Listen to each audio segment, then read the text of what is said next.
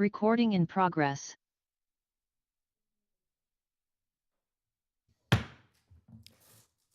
The time is 6:41. This is a special meeting for the City of Emeryville City Council. Madam Clerk, the roll. Councilmember Pryforce, Here. Councilmember Solomon, Present. Councilmember Welch. Here. Vice Mayor Carr is absent, and Mayor Mora. Here. Thank you. Our first item is a study session for the Emeryville Police Department Organizational Assessment. Good evening, Council. I am Chief Jennings, your Executive Officer for the Police Department. I work at the behest of you and at the pleasure of City Council, City Manager LaTanya Bellows. And with that, we had decided to do an organizational assessment early in her tenure. She emphasized the point of transparency and making sure we're having outside independent eyes looking at our organization in the city and how we can better serve as citizens of Emeryville.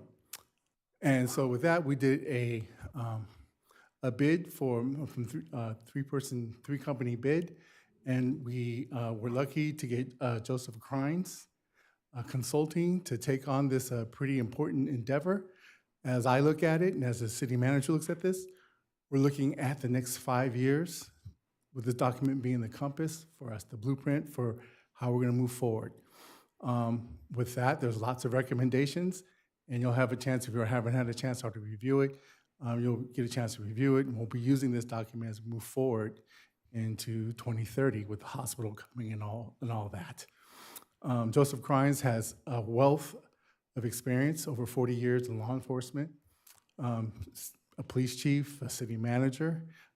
Also, his father was a police chief and a city manager, and so it's a lifetime of public service, and so he serves with really big, wide eyes.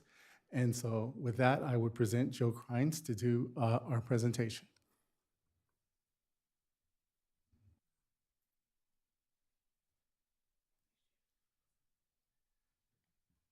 Thank you, Chief. Honorable Mayor, council members, City Manager Bello, my pleasure to be here this evening.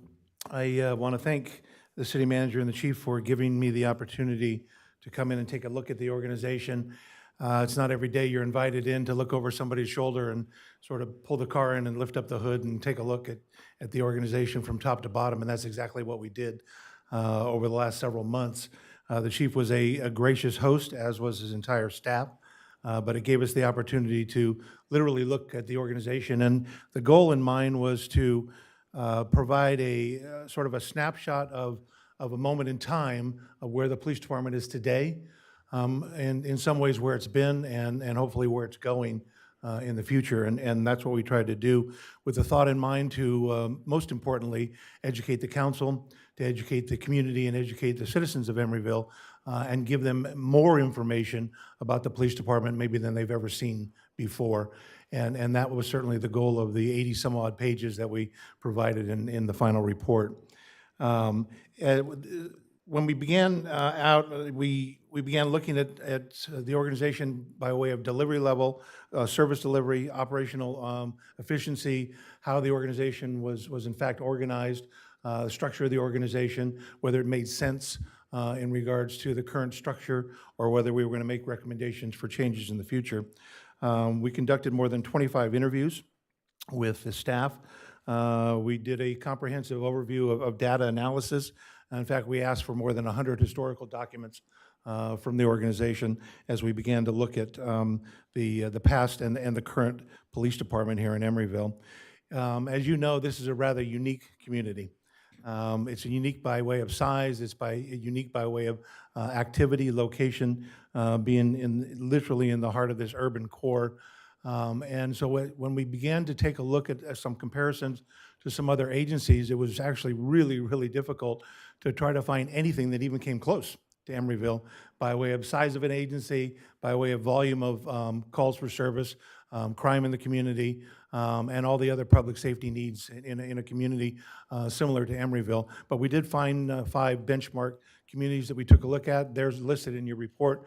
And it'll give you, again, a sort of just an overview by way of comparison to some of those other agencies. As we continue to go through the organization, we began to look at staffing at all levels. of the organization. We found that as far as the professional staff, which is the non-sworn staff in the police department, that there were definitely some shortages and some gaps there in staffing, and the report made several recommendations in regards to a variety of positions. I believe there were about 5 total positions that we made recommendations. As the chief mentioned at the beginning, we took a look at this holistically as sort of a 5-year overview of where we could begin to go today and how you might get there over the next 5 years or so, recognizing that anytime you're going to add a position, even a single position, that it creates a financial ongoing burden for the community and for the city. And so going forward, there's going to have to be a real detailed analysis of cost related to each and every position and whether or not there's affordability for those positions going forward, and whether or not the council ultimately agrees with adding the positions that we've recommended in the report. We found that the department generally has an adequate number of sworn officers, with one exception, and that exception was in the traffic unit. There really is no traffic unit to speak of. You have one motorcycle officer out there that's dedicated to traffic enforcement, and we know that traffic is not simply about enforcement. Any good community is going to look at traffic from the perspective of engineering, of enforcement, and education for the public. And yet, when you only have one person in that traffic unit and not a lot of support even for that, it's going to be really difficult to provide the kind of service that the community really needs and really deserves here in Emeryville. So that's why we ended up ultimately making these recommendations in regards to the traffic unit. We took a look at how the organization was laid out, not just by way of staffing, but strategically. I will tell you that the chief, since he's been here, has done a tremendous job. You're very, very fortunate to have this chief. I've worked with more than 50 law enforcement agencies in California in my career. I've seen some pretty good and some not so good. This one is pretty solid, and it's been really solid, particularly over the last 4 years or so since Chief Jennings has been here. He has made some tremendous strides with his staff, and yet he's done this handcuffed, if you will, by way of a lack of overall staffing, in that one of his captains we know left the organization, moved on and became a chief in another organization. He had a lieutenant retire recently, and he has another lieutenant that's retiring at the end of the year. And so he's had people stepping up into several positions, wearing multiple hats simultaneously. He hasn't had a lot of support at that executive staff level. And I know that he's been recruiting for a police captain's position, and it's my understanding that he's getting close to making a higher decision in regards to the captain. And I know that he recently promoted a lieutenant, and hopefully there'll be a second promotion for that lieutenant, and we'll be able to get the staff a little more stabilized for the chief, the captain, and those 2 lieutenant positions, which are critically important for the executive staff and the overall operation of the police department. So in regards to the staffing recommendation, there were 21 overall recommendations by way of not just staffing, but strategic operation of the organization. And those are listed in my PowerPoint here this evening. And they're also listed very specifically and delineated in your final report. Of those 21 recommendations, we recommended 5 additional non-sworn positions over time, including dispatch, administrative analyst, a records technician, property and evidence technician, and a management analyst. And those 5 sworn positions would be 1 police sergeant that would be a supervisor in traffic, 3 police officers that would be assigned to motor or traffic unit, and 1 additional police officer to shore up the investigative unit, which is a little bit short at this time. Our goal ultimately was to provide not only that snapshot, but to provide a roadmap for the future, and to create a guide whereby the chief and anybody else that comes in to this organization and takes over could look back and work off of this plan for the next 1 to 5 years, and hopefully move the organization just be much stronger than it even is today. And I'm happy to answer any questions that you may have in regards to the study or the methodology regarding the study. Thank you for the presentation. Members, any questions? Member Pryforce. So one of the most important aspects of the study was about the youth engagement. Can you tell us a little more about that? Yeah, I think first of all, the department does an amazing job when it comes to community outreach and community engagement, and again, with some limited staff. But I think that there's definitely some openings and opportunities there for more youth engagement in Emeryville. Most agencies that I work with have some sort of youth core, whether you call it an explorer program, a cadet program, an intern program, something like that. And the chief and I have talked about that several times, and we believe that there is an opportunity there to create such a program in the future that would bring in local youth to the community and literally homegrown your next generation of police officers here in Emeryville. We think that they do a pretty good job of working with the schools, although you don't have dedicated school resource officers per se, but they do work well with the school district and with the schools. And there are definitely some opportunities there to work more with youth in the community. Members, any other questions? I had one. As you take a look at the department and our processes, I know over the years we've tried to incorporate new technology solutions to try to augment the staff that we have there. And I'm kind of curious, from what you've seen, you mentioned things that needed support like record keeping. I recently found out that we still require people to mail in parking ticket payments. Like we don't have an online processing portal as a smaller city. So I'm kind of curious now, are there technology or best in class approaches to doing some of these functions that might mitigate the need for as much staff augmentation, or at least when we do get those staff positions filled, that we have people who are more capable because they're empowered by the technological solutions in place? Well, I think the short answer is absolutely yes. There's some great opportunity there. You mentioned parking services. In the context of your traffic enforcement and your traffic unit, the way you have your parking services set up today is that parking services are over here in City Hall and yet also work with the police department.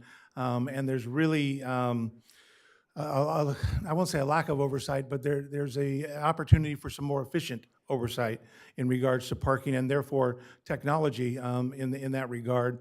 And the department has a new CAD, computer-aided dispatch, and RMS records management system.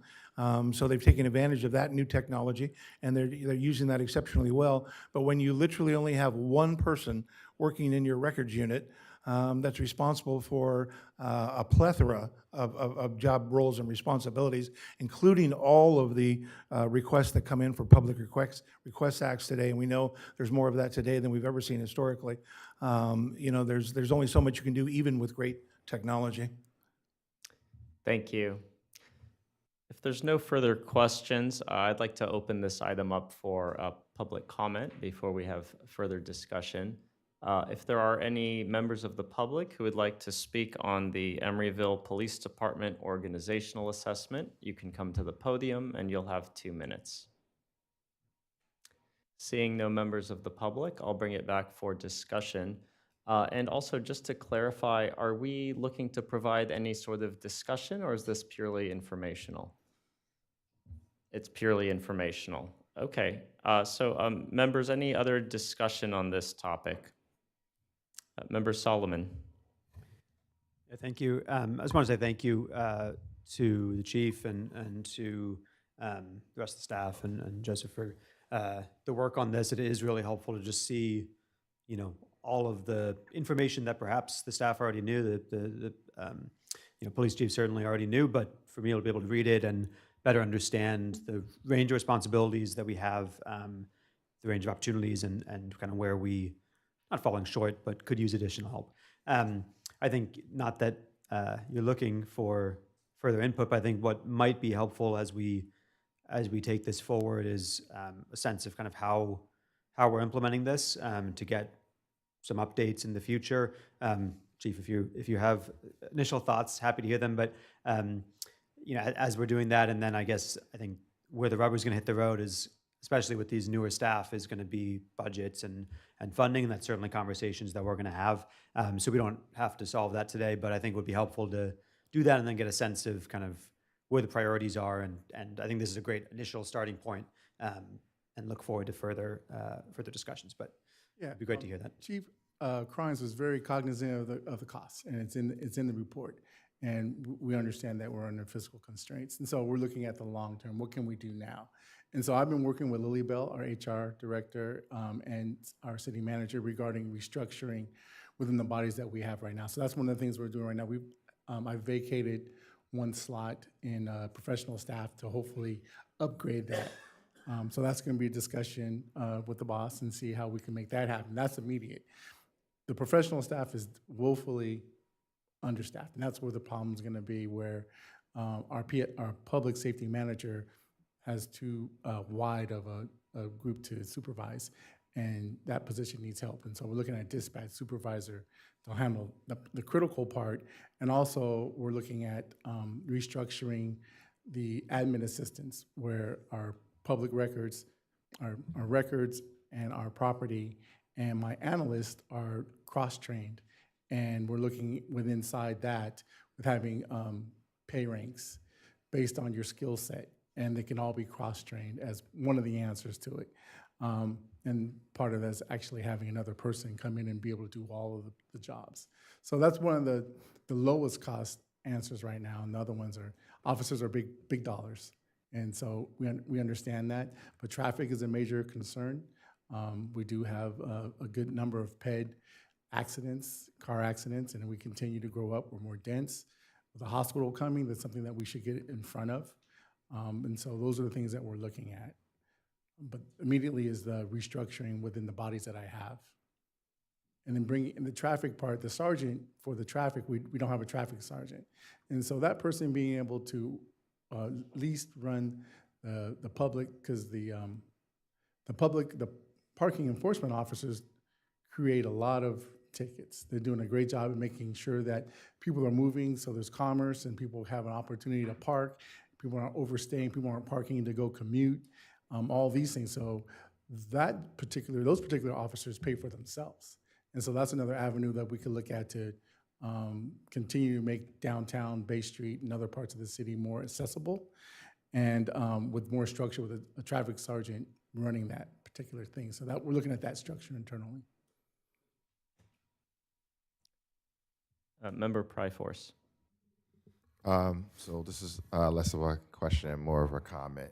I just want to say that it's a testament to your leadership, the way that you've transformed this police department, and not just you yourself in terms of your professionalism, your accessibility, your adaptability and commitment, but in the way that you have surrounded yourself with some really amazing people. I would give a shout out to former Captain Oliver Collins. I want to give a shout out to our current captain, Fred Dower, and just as you know, I'm sort of on the progressive side when it comes to my politics, and some of the most militant protesters who are anti-police will have good things to say about Emeryville, and so they'll protest when Maersk was here, when it comes to the divestment and embargo against Israel, and I'll say, well, how was your interaction with our police? And they're like, oh, they were really nice. They're really cool. And they mentioned other jurisdictions. And so the report revealed that that when it comes to our sworn police staffing, that there are significant differences, even with cities that are bigger than ours, even slightly bigger, when it comes to our sworn staffing compared to our current population, and then of course the area of need is our unsworn staffing, and so I hope that we get better with that. And I'm used to growing up with the Police Athletic League in New York, and in Chicago and other places of there being this level of engagement. And I know that that's something that you guys are working on, and I appreciate you bringing Coffee with a Cop over to Emory High, and just how you've engaged our young people, especially during moments of crisis when they felt unsafe during spikes of activity. And so I appreciate the beat officers that you have at in that area, because it's close to South Emeryville, which tends to be a high activity area. And so I just, I appreciate your leadership. I think we all do.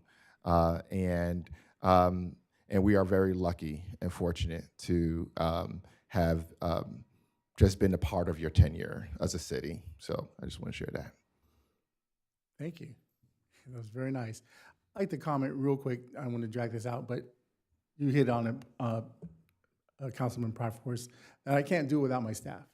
And I can't do without my peers, the community development, Rebecca, and without Mo, without city manager, and without HR. We have a really good unit, and it's been really a pleasure.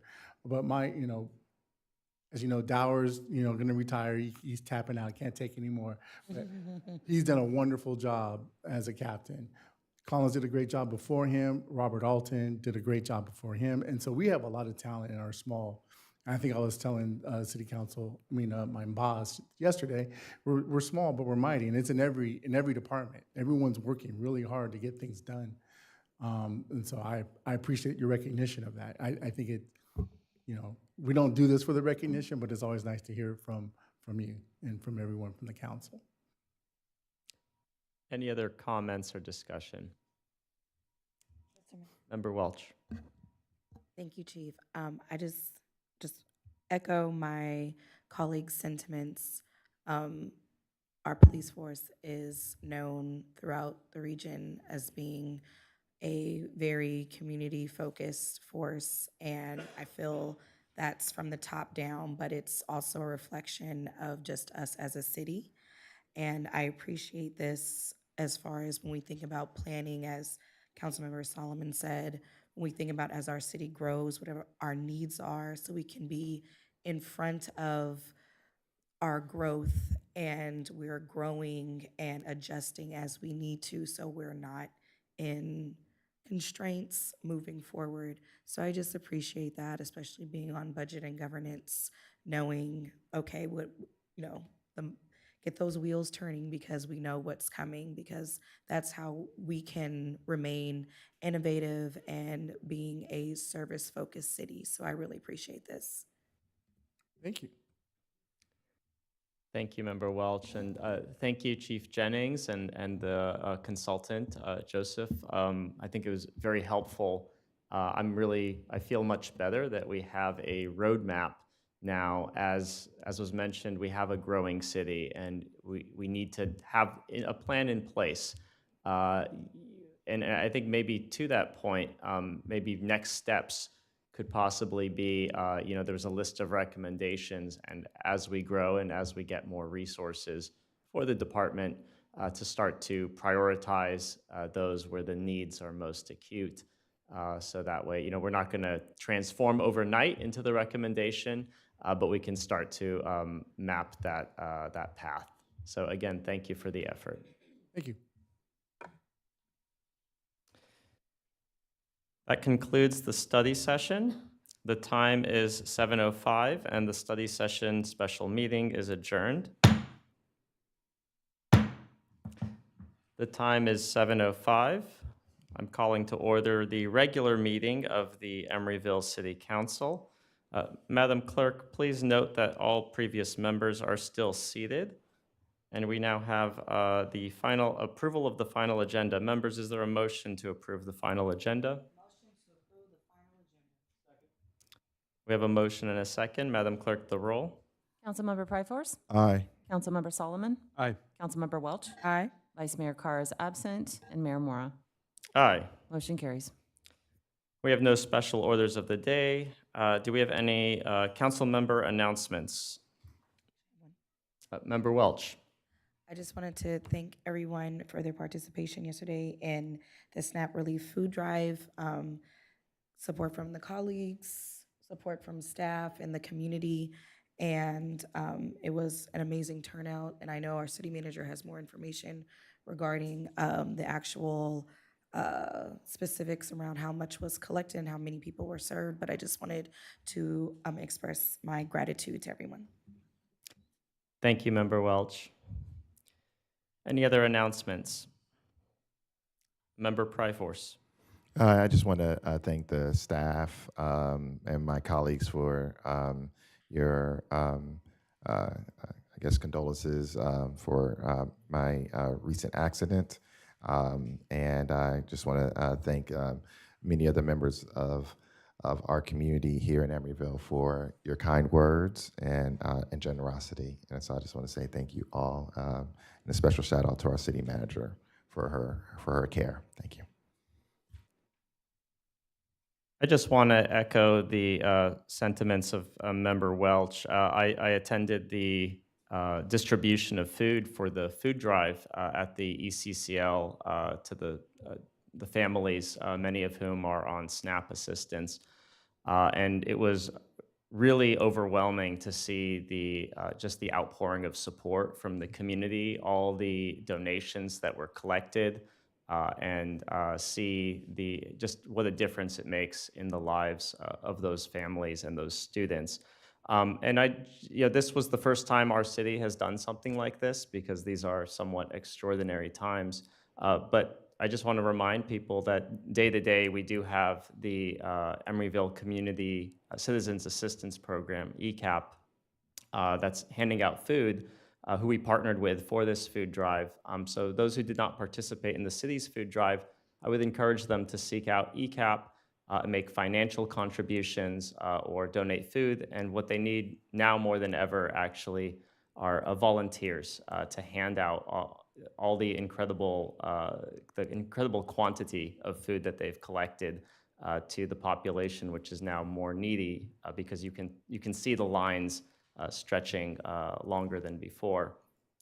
In particular, weekday volunteers is what they're looking for. So I just want to get the word out to support ECAP in this holiday season. Next, we have the city manager's report. Thank you so much, Mayor. Just a couple of things. While our city clerk is loading the short PowerPoint presentation, I did want to announce that in our housing department, we have the Emeryville Tenants and Landlord Relations Survey. It is on our website under our news alert, and it has been sent out to our housing mailing list. And this survey is the city of Emeryville is looking to modify its tenant and landlord relations ordinance and is seeking feedback from tenants, property owners, and property managers on their experiences with evictions and tenant protections. And so that survey opened on November 7th, and it will remain open until December 8th. So that was that. And then I did want to just echo and thank the community publicly for their support yesterday. The SNAP Relief Food Drive that the city did is a true testament to the strength and generosity, as you all mentioned, and the compassion of our community. And we have just a few photos to share on yesterday. So if you could advance that. And so we began collecting food for our Emeryville Unified School District on November the 5th through November the 14th. So it was a very short turnaround. And it was in response to families that we knew were experiencing a disruption in their food benefits, which we made that, and it became a citywide effort powered by our partnership and our purpose. And if you could advance to the next slide, you'll see a few photos. Deeply grateful for the incredible support that came from across Emeryville. There was Pixar, IKEA, Bay Street, Orange Theory, ECAP, city staff, Alameda County Fire, Emeryville Police Department, our mayor, and our city council members. All of us were united under one roof. We had a tremendous amount of food, as you can see as we advance through the slides of the photos there of all of the food, and it was in the ECCL in the room A, and it was a very, very large space. And as families went around, children offered heartfelt thank yous, parents expressed their appreciation, knowing that this food would help to carry them through a very tough time.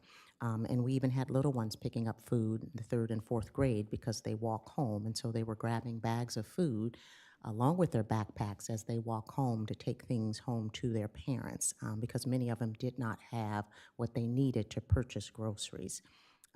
If you'll advance, you'll see that we were giving away cabbage and cucumbers and potatoes and onions and sweet potatoes and shelf-stable milk and pasta and peanut butter.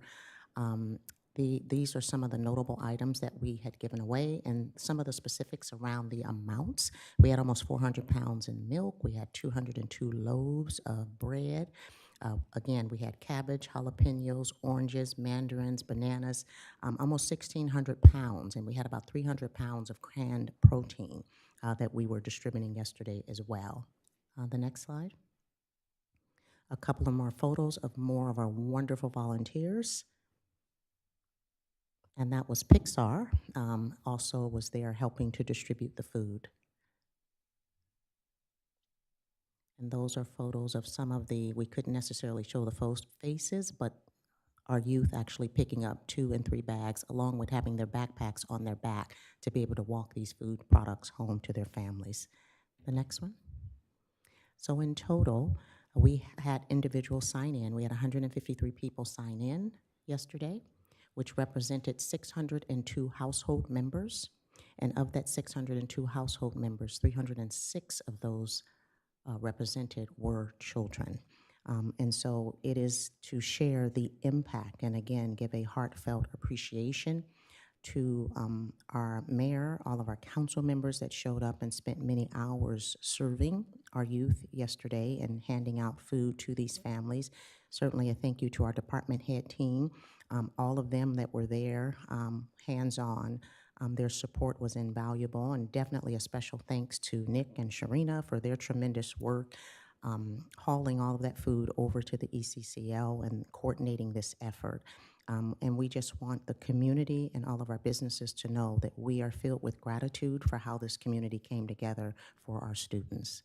And I think if you advance, that's it. And that's just our appreciation and our thank you. And that concludes my report this evening. Thank you, Mayor. Thank you, LaTanya, and thank you again, staff, for that heroic effort. Next, we have ex parte communications. Members, do you have any ex parte communications to report? Seeing none, we now move to public comment for the consent agenda or items not on the agenda. If there are members of the public who'd like to comment on the consent agenda or items not on the agenda, you can come to the podium and you'll have 2 minutes. Welcome, Scott. Scott Donahue, 1420 45th Street.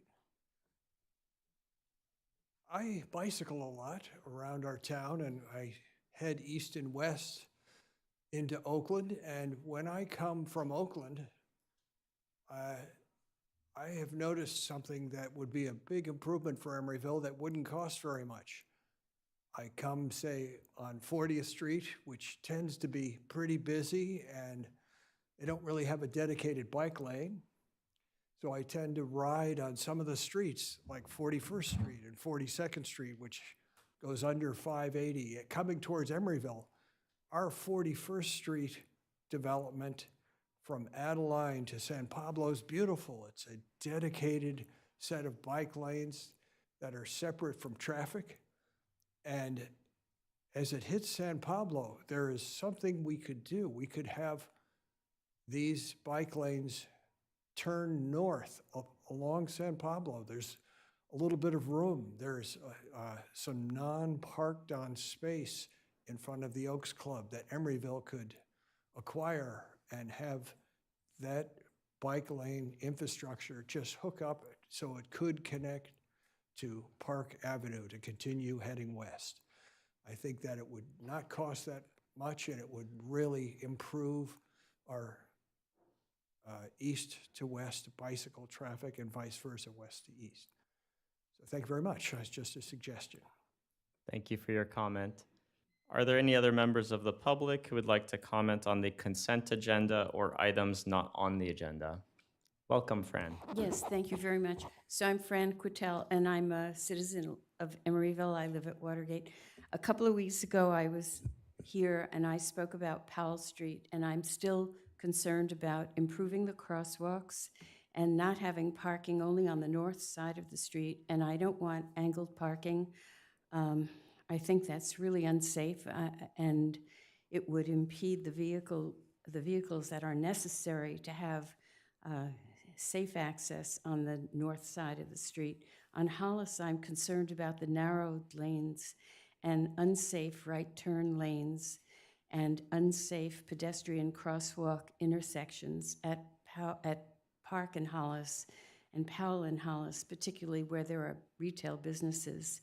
So those are my two comments about traffic and streets. I want to bring to your attention some rat measures that are being implemented in San Francisco and Berkeley that are pellets that over time diminish rat reproduction from a company called Wisdom Good Works, and the product I think is called Good Bites.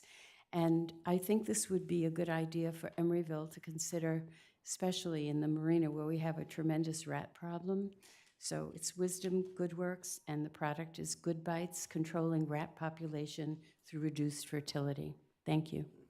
Thank you for your comment. Welcome. You have 2 minutes. Hi, my name is Regina Chagoya. I live on Beaudry in Stanford. I'm the vice president of Emeryville School Board and a bike rider. I'm here to speak on behalf of working commuter families. I urge the City Council to reconsider the design of 40th Street multimodal project with consideration to move the bike lane from 40th Street to Park Street. I ride my bike to work in Berkeley via Hollis or Adeline. I don't take San Pablo. I let the bus drivers do their work. I let the fire trucks and the ambulance speed off. When I want to ride west, I ride on Park and not on 40th. I'm concerned that cars and trucks will take the roundabout route to get to 40th, streets that our families and students use to get to and from school. When the Mission Street in San Francisco and Telegraph in Oakland was set up with the bike and bus routes, there was an uptick in pedestrians getting hit on streets in the surrounding areas. Our students and families have to get to school and work on a daily basis versus those who ride bikes on weekends as a hobby. I'm genuinely concerned that you're prioritizing weekend bike riders who want to treat our streets like the Tour de France rather than working families who commute. Please prioritize workers and families and have the bikes ride on the Park Street. I also urge City Council to reconsider design on 40th Street with the consideration of the new Sutter Health location. I don't want the City Council to have to face unintended consequences of ambulance not being able to get to the Sutter Health's new location. I used to live on the Dante condos in 2014 to 2023, and there were a high number of ambulance driving daily from north and south on San Pablo. And now with the Sutter Health location, there will be a number of ambulance driving east and west on 40th Street. Please consider redesigning the 40th Street project, make the bike lanes on Park Street, and think of the implications of the car flow and ambulance access. Thank you. Thank you for your comment. And I would like to note that action item 11.1, which concerns 40th Street, will have a dedicated public comment portion. If there are any other members of the public who would like to comment on the consent agenda or items not on the agenda, you can come to the podium. Seeing none, I'll now entertain a motion to approve the consent calendar. Members, is there a motion? I'll move approval. Madam Clerk, the roll. Councilmember Pryforce. I can see him, Mayor. Can I give him a second to come back in the room? Sure.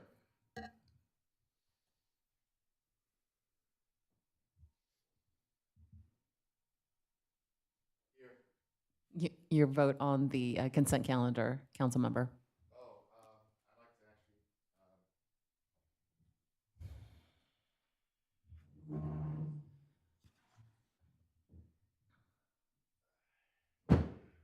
Actually, I pull out item 9.7, and items 911, I believe 911, yes.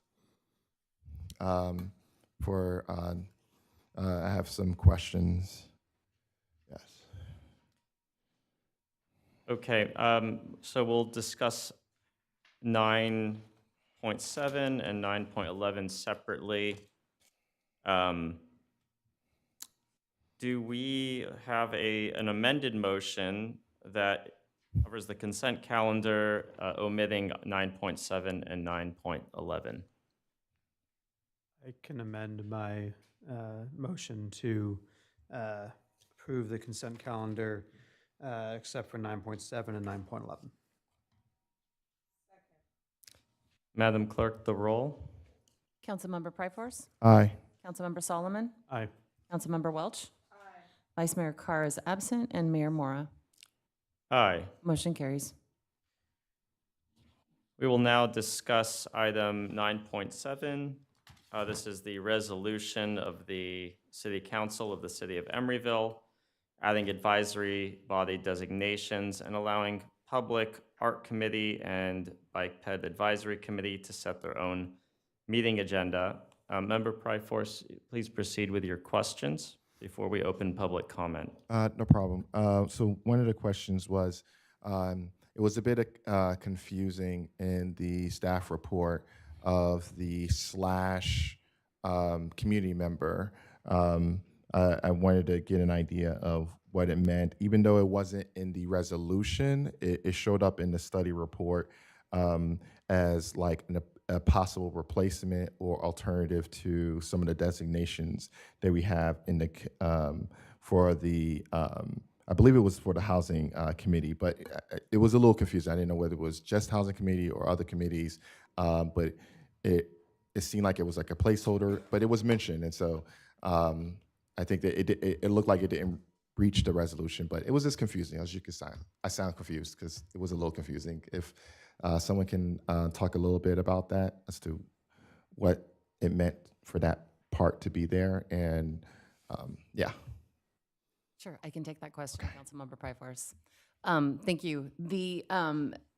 We discussed when we were talking about creating the designations to make them as fillable as possible. So every new designation that we're creating will also be slash community member.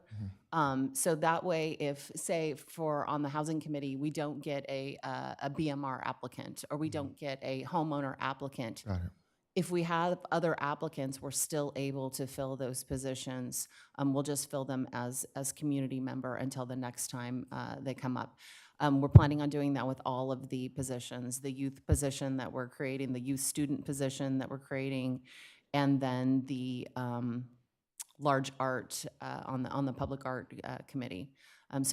Sorry that was confusing. That's what that meant. It's just it's another option so that the council can still fill those positions, even if those specific designations don't apply. And we've done that on all of the other committees where we've created designations, made them a slash community member or slash community member. Does that answer your question? Yes, that's a follow-up. So because we've done it with the other committees, then that's the reason why it wasn't added as a resolution. Correct. Yeah. Okay, got it. They're new. The new designations are what we were highlighting in the resolution. Got it. Yeah. Okay, thank you for the clarification. And then the other was for the Public Art Committee and the Bicycle Pedestrian Advisory Committee to set their own meeting schedule. Is there a consideration for extending that privilege to all the committees so that there isn't any differences? There is. I would love to extend it to all of the committees. Those two specifically asked. As you know, committee meetings are set by council right now, and it's a lift to bring it back every time they want to make a change. I have reached out to many of the committee secretaries at different times This one, Amber Evans had said that she needs some flexibility every year in how she sets her meeting schedule. And often that date is determined by the calendar because she's working around some religious holidays of when she wants to meet. So she can't just pick a date, and so it has to she has to cancel the meeting and schedule a special meeting every time. As I was drafting the item, I also talked to the secretary for the for BPAC, and they said that they would like some flexibility too. So those were the two.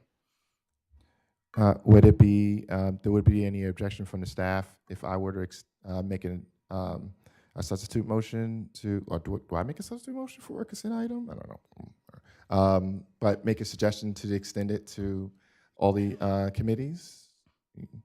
I'm happy to talk to the city manager about that and the secretaries and make sure there aren't any issues with that, and we could certainly bring it back at another time.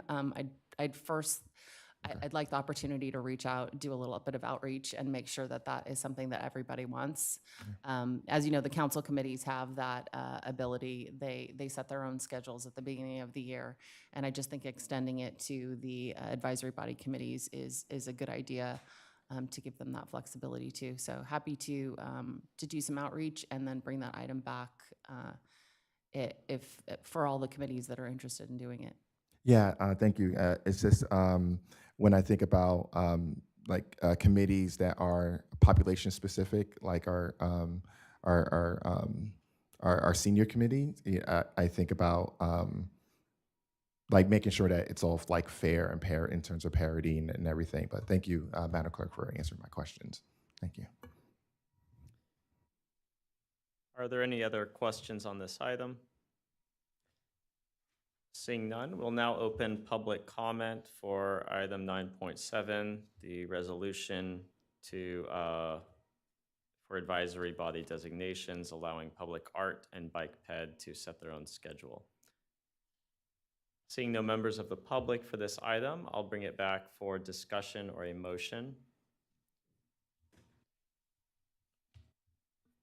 Members, do we have a motion to approve this item?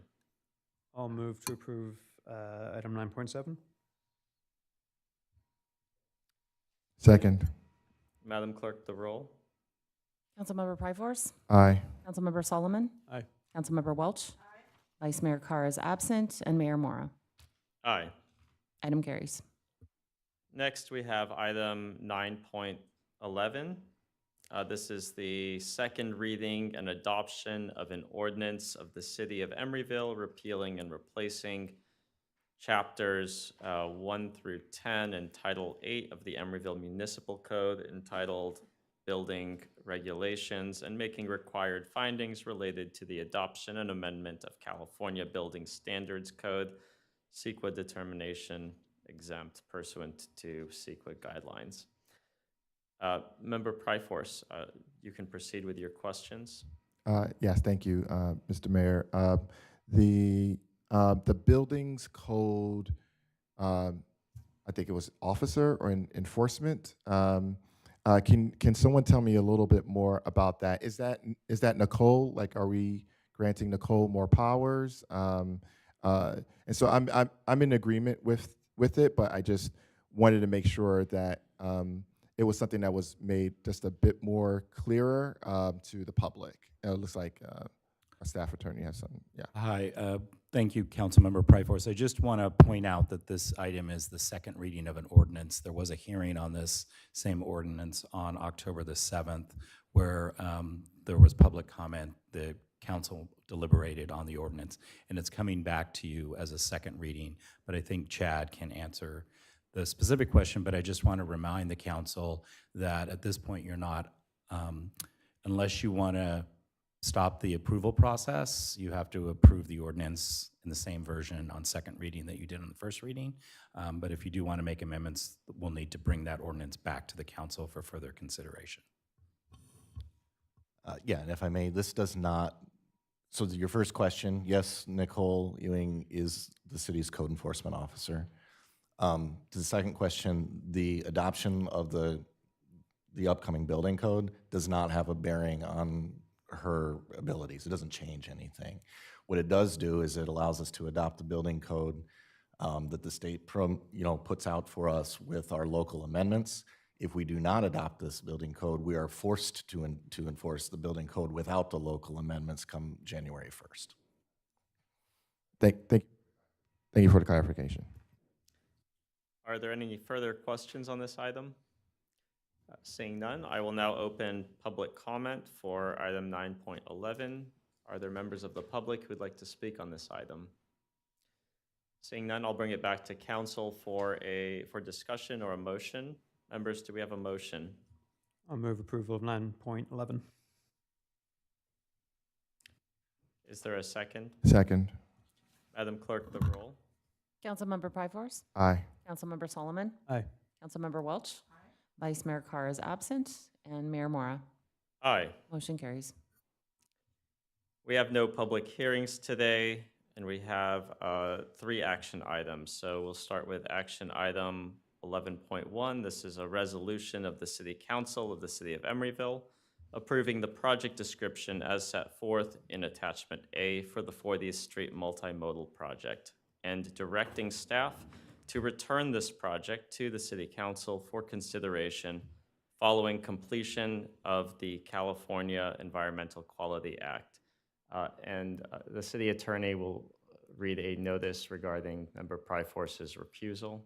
Thank you, Mayor Mora. I would just like the record to reflect that Councilmember Pryforce has left the dais out of an abundance of caution after consulting with the city attorney and is recusing himself from any discussion or vote regarding item 11.1, and the clerk should not count him present for purposes of establishing a quorum. Thank you.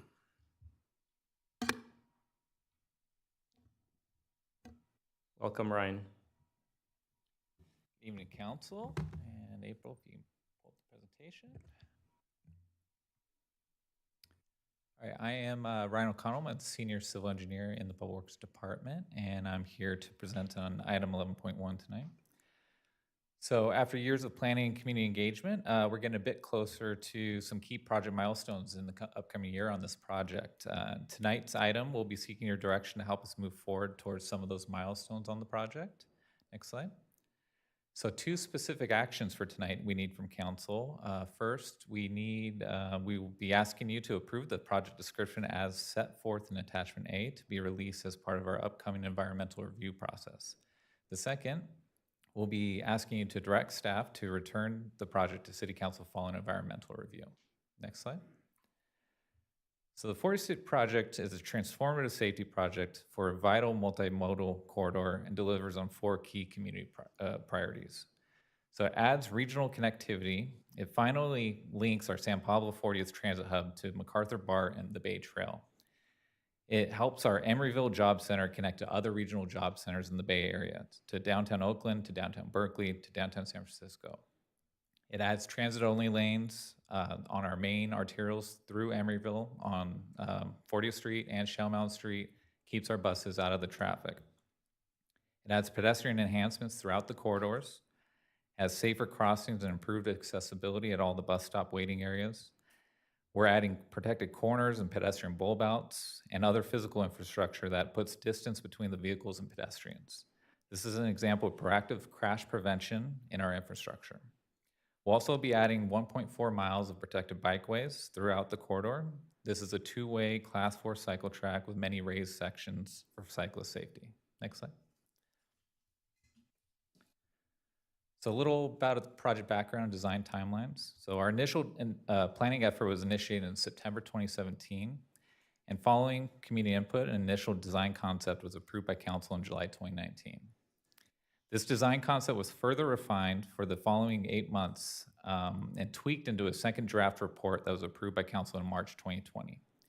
Staff used the concept designs from this report for grant funding applications from 2020 to 2022. We were successful in securing multiple grant awards, and we were able to fully fund the design phase using non-city funds. In 2022, we kicked off our design phase, and the concepts from the March 2020 council approvals were studied further as part of the first phases of our design efforts. So a few years later, in July 2023, we came back to council, reviewed our design progress to date and traffic operations of the initial design concepts. And council reviewed all of our progress to date, and they approved an expansion of the project scope. So at that time, council added 40th Street vehicle access restrictions for Hubbard and Haven Streets, partial 40th Street vehicle access restrictions for Watts and Holden, and the addition of Shellmount Street segment up to Christie Avenue, bringing the total project length from 0.9 miles to 1.4 miles. So since 2023, we've been at the design, bringing it up to 95% design. We've updated our technical studies with the added scopes. And tonight, we're here today to talk about these action items. And we'll be talking about the project description that we'll describe in later slides. So beyond the 4 council actions from the prior slide, next slide, there's been 13 other city council actions over the past 7 years. So these include resolutions from funding applications, grant agreements, various other procedural items that we need to bring to council to keep the project moving. This is totaled out to 17 action items that we brought to city council. Next slide.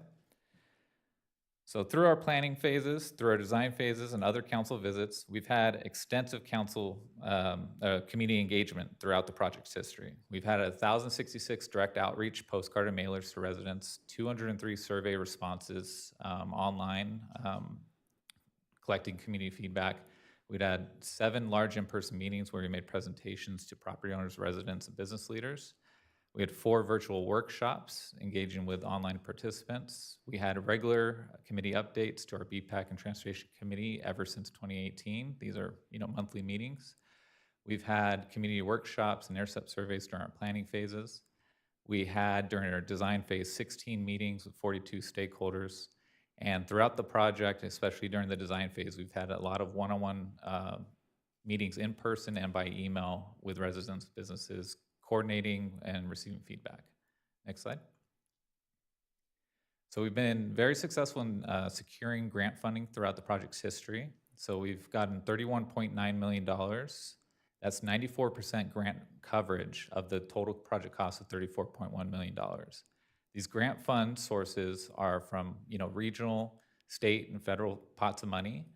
And the most recent big source that we got this year was an MTC RM3 funding for safe routes to transit and Bay Trail. Next slide. So our design and analysis progress since summer of 2023, we'd like to go over that real quick. So we've completed 95% design for the original and new project segments. We've updated a technical memorandum, which is 197 pages, that's validated the traffic operations in the project area with new lane configurations, including the full and partial vehicle access restrictions along 40th Street. This has confirmed significant safety benefits through a comprehensive 12-year collision history analysis. In addition, we completed a truck activity analysis memo, which addressed business and truck access using data-driven recommendations. We confirmed that typical 40-foot long trucks with trailers will maintain access to businesses in the project area. For very large truck deliveries, over 40 foot in length, the city will coordinate access through the plaza closure areas with business owners. Next slide.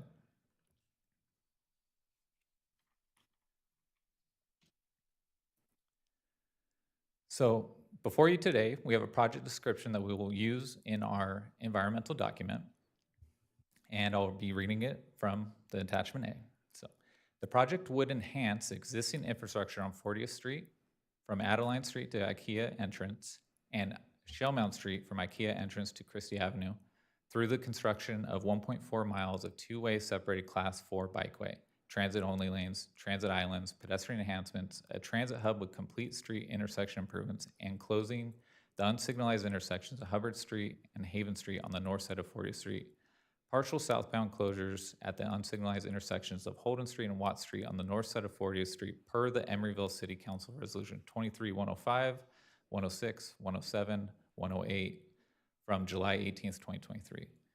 Project features would consist of realigning the existing lanes, removing and replacing medians, rehabilitating the pavement surface, restriping, installing green stormwater infrastructure improvements, upgrading street lighting, and reconstructing pedestrian infrastructure to accommodate a two-way separated Class 4 bikeway, new sidewalk, and concrete bus pads. Next slide.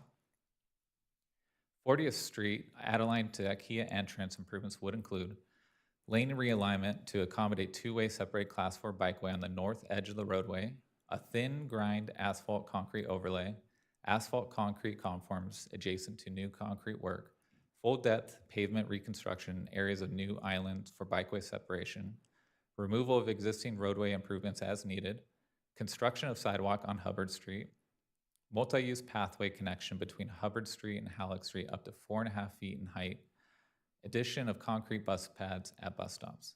The Shellmound Street IKEA entrance to Christie Avenue improvements would include lane realignment to accommodate two-way separated Class 4 bikeway on the west edge of the roadway, thin grind and asphalt concrete overlay, asphalt concrete conforms adjacent to new concrete work, roadway improvements including excavation to a maximum depth of 1 foot below existing grade, addition of 1 concrete bus pad at 1 bus stop. Next slide. So staff is preparing the draft environmental document and is seeking City Council approval of a final project description before publishing. Should the environmental document require a public review period, staff anticipates scheduling a 45-day review period from late November 2025 to mid-January 2026. Once the full environmental process is complete, we plan to return to council for final project consideration. Next slide. Tonight, we are asking council to approve the project description and direct staff to return to council for final consideration of the project following completion of the environmental review. Thereafter, staff would complete the draft environmental document and release for public comment if required. This will require noticing to the state clearinghouse, mailers to nearby affected properties, and public postings near the project area. This would open up the public review period, where a 45-day comment period is opened for community feedback on environmental documents if required. Then we would return to council for final project consideration after environmental review and any required comment period is complete. Then, after that, we would proceed to bidding the project out for construction and returning once more to council for construction contract award. Next slide. And so, back to our action item 11.1 tonight. We are asking you to, to approve the project description as set forth in attachment A for the 40th Street Multimodal Project, and 2, direct staff to return the project to City Council following environmental review. And I'm here for any questions and happy to answer them. Thank you, Ryan. Members, are there any questions on the presentation? Member Solomon. Thank you, Ryan. So just to confirm, I think you mentioned this, but just to be super clear, so based on the geometry of the streets as defined in this design, on the proposed design, businesses and residences along 40th Street and Shellmound Street would be able to receive deliveries, truck deliveries from all sorts of sizes through the normal course of business, perhaps with some further interaction, coordination with the city. Is that correct? That is correct, yeah. So the various size trucks, so we have a truck memo that goes into the different types of trucks that will be able to access their sites. So anything 40 foot and less will be able to access by normal means through either 40th Street or by Park Avenue. Anything 40 feet and larger, we do ask, the businesses to work with Public Works, and we have a range of ways to get access to their business. So we can go through the plaza closure area, remove some bollards, or if it's a crane, we have some traffic control ways to do that through an encroachment permit or something like that. Yeah. Thank you, Ryan. Any other questions? Seeing none, I'll now open it up for public comment. Members of the public who would like to comment on this item, you may come to the podium and you'll have 2 minutes.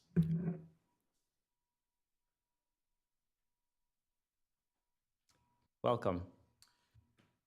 Hello. My name is Corey Bousset, and I am here as a representative from Bike Use Bay as the vice chair of the board. Bike Use Bay extends our strong support for both Part 1 and Part 2 of this project. As you are aware, Bike Use Bay has written multiple letters of support for the grant applications that city staff prepared to make these projects possible, and we appreciate the level of attention staff put into the engagement and design process.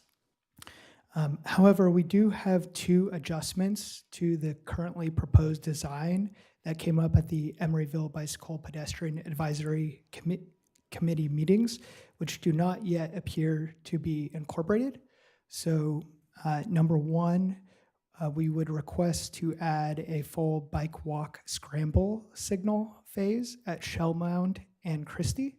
So that's allowing people biking and walking to cross in all directions, including diagonally at the same time with no car movements allowed. This intersection is very nearly a scramble phase already, so taking a small step further to full scramble will help simplify the signal phasing, provide a greater level of protection for vulnerable road users, and will allow bike riders heading north on Shell Mound to cross on one signal phase instead of two, increasing convenience and reducing delay. The second thing that we'd ask you to consider is to change the two-way cycle track design on Shellman Street from a street-level curb-protected facility to a raised protected bikeway between the IKEA entrance and Ohlone Way. The current design shows a 9.5-foot clearance, and that's including the 1.5-foot curb protection.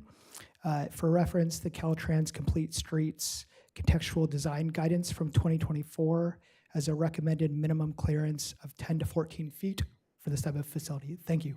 Thank you for your comment.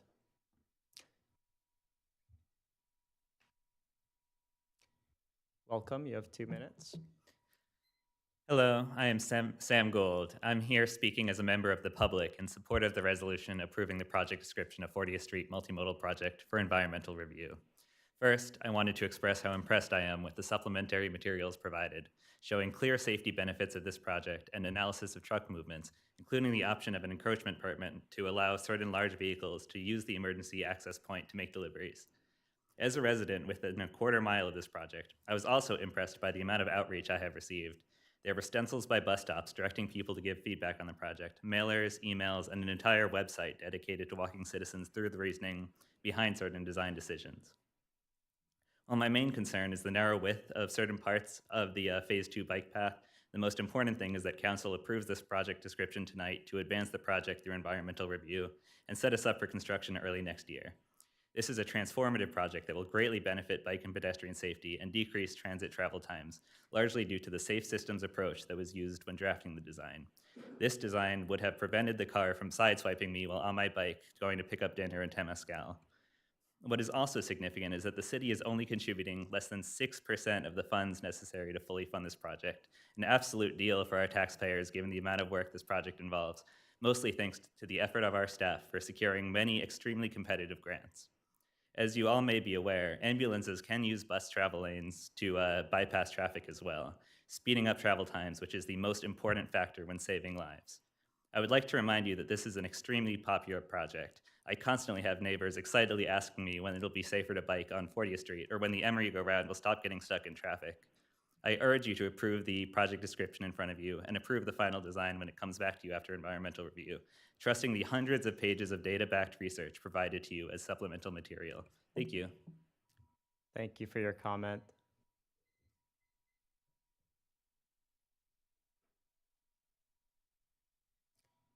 Welcome, you have 2 minutes. Good evening, Council. I'm here on the behalf of several property owners. We received a copy of this community outreach document from Ryan O'Connell in September of this year. And we have found from conversations with several of these property owners, they were never notified, nor were they aware of this project. More importantly, this design of your multimodal has the elimination of one westbound lane, which again, property owners are not aware of. There was a memo sent out recently to all of the stakeholders and property owners, community members here recently, dated November 10th. And from that, we can find within our group, the largest stakeholders and property owners, community members did not receive that communication. There are many people that are not aware of this project, and so we are requesting that you reconsider the design of 40th Street. I spoke here July 15th at your last council meeting when, as Ryan brought up again, is extensive community outreach, which again is failure and lack of communication by council and the city. From these facts that you've just been presented tonight, from the letters that we sent you with all the signatures that you ignored back in June, and we have more now, so 50 property owners are unaware and were never notified, dating back to 2023 from our outreach as of today. And I'm certain as we continue with our outreach, we will find several more. So I urge the council to reconsider the design and have more transparency to the community so that everybody is on the same page. Thank you for your comment.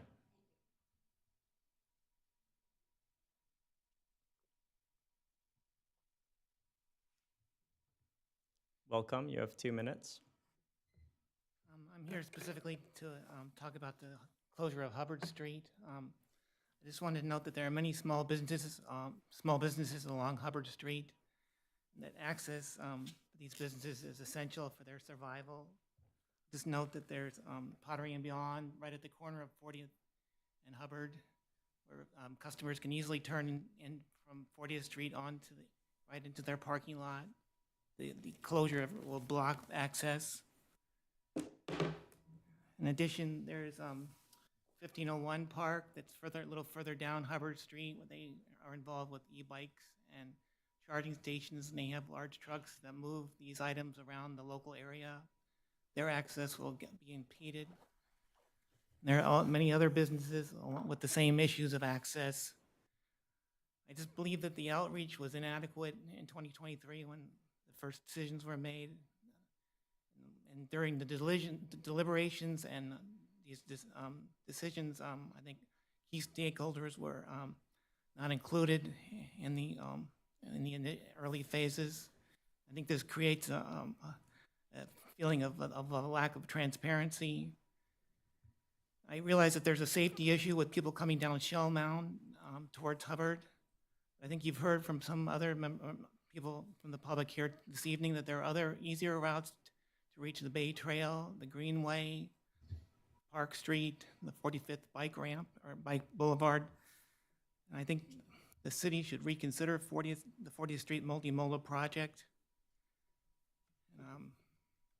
Thank you. Thank you for your comment. Are there any other members of the public who would like to comment on this item?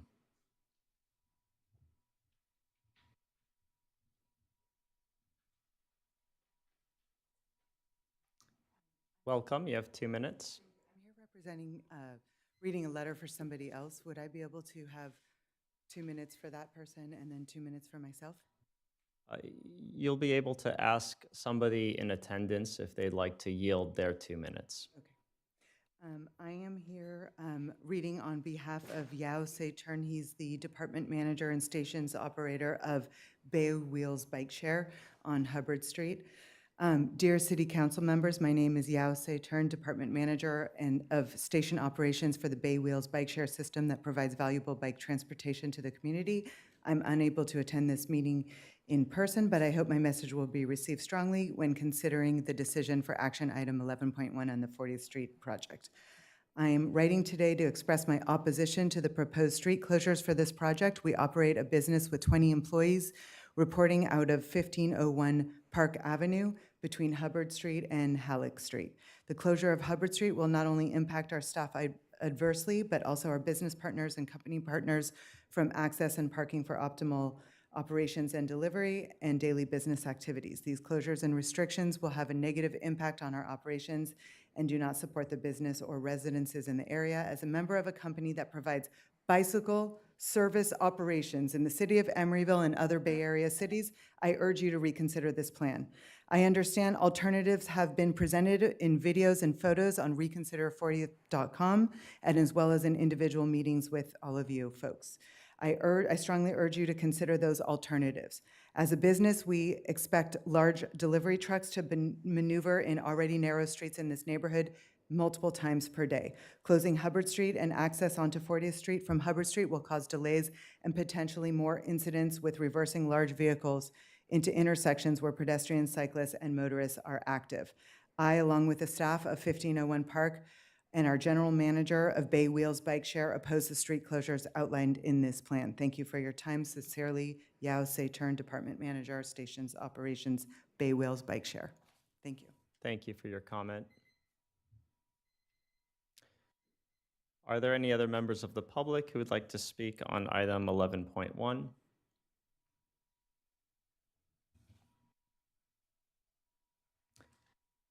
Welcome, you have 2 minutes. Good evening, council members. My name is Kaya. I want to speak about delivery truck across and safety related to the 40th Street East project.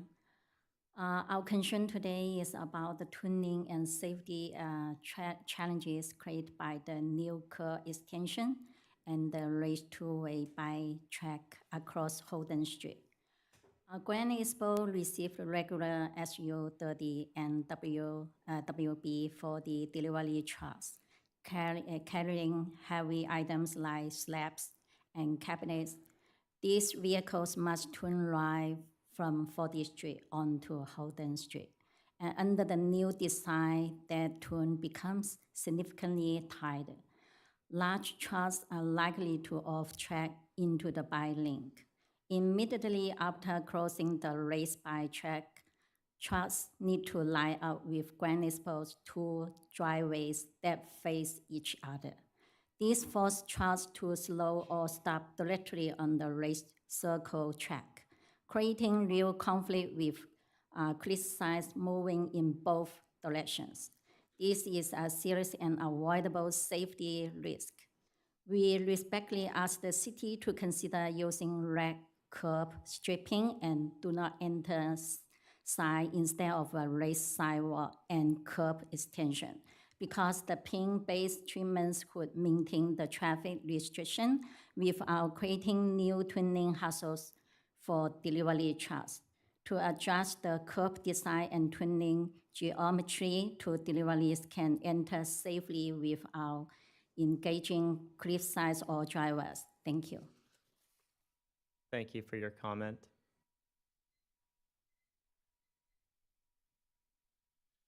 Welcome, you have 2 minutes. I relinquish my time to Deborah Cohen. Sure.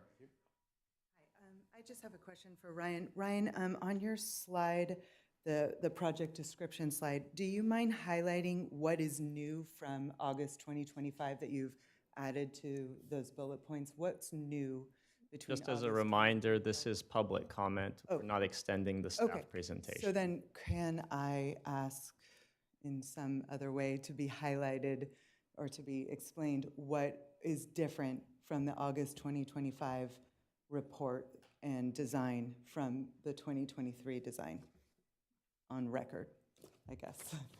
If somebody could reach out to us next week to explain the delta, that'd be great. Thank you. Thank you for your comment, and I'm sure we can have staff reach out to you. Are there any other members of the public who would like to speak on this item?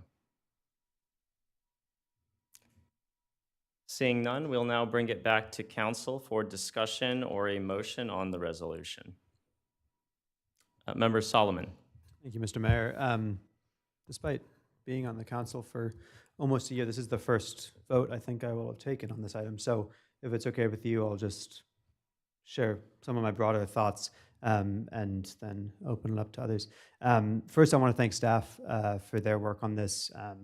Mohammed and your team, Ryan especially, for I think almost 8 years of work on this, and seeing through council's vision, our the policy guidance that we've provided, and then making that reality. I think this is probably the largest project that Emeryville has ever done.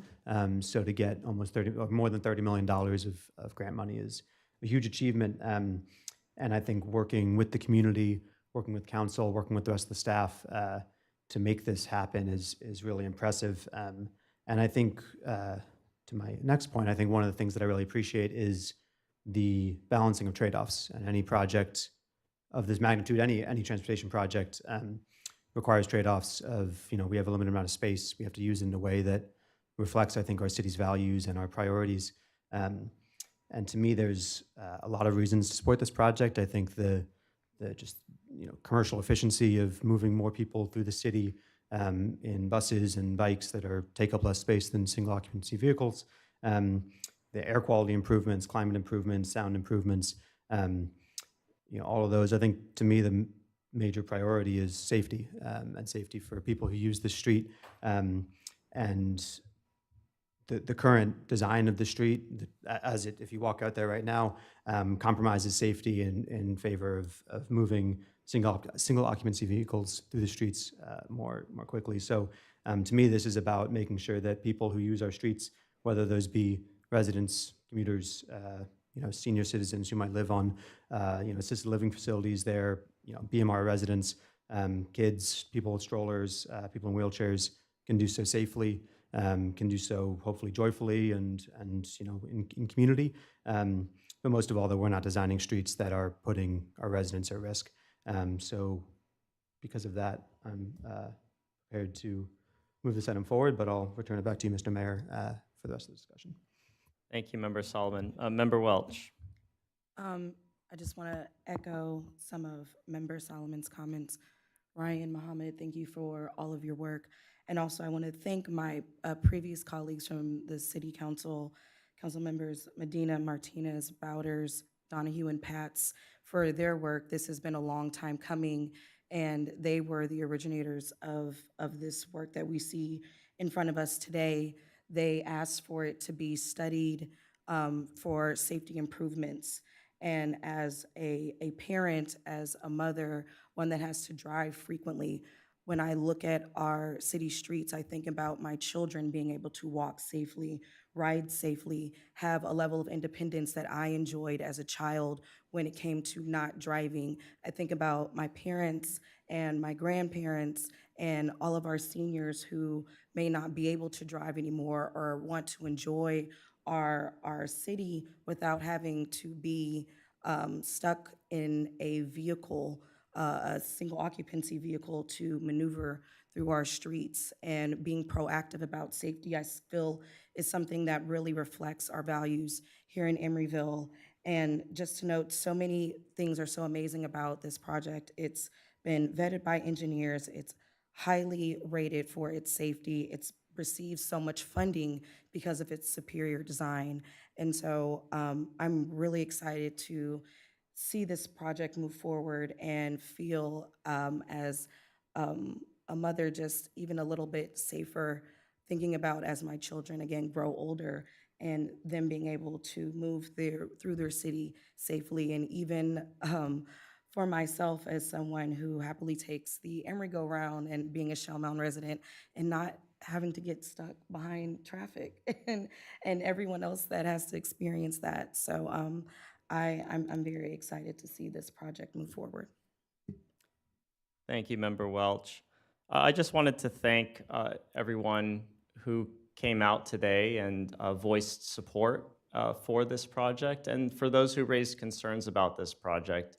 And I really want to thank staff for engaging in earnest with those concerns. One of the big ones that I didn't see an easy answer to initially was the accommodation of large vehicles, and this update with the truck memo, and then the ability to accommodate large deliveries, trucks 40 feet or larger, and look at that maneuverability. I think that was a real good example of kind of responding to the concerns and the public engagement.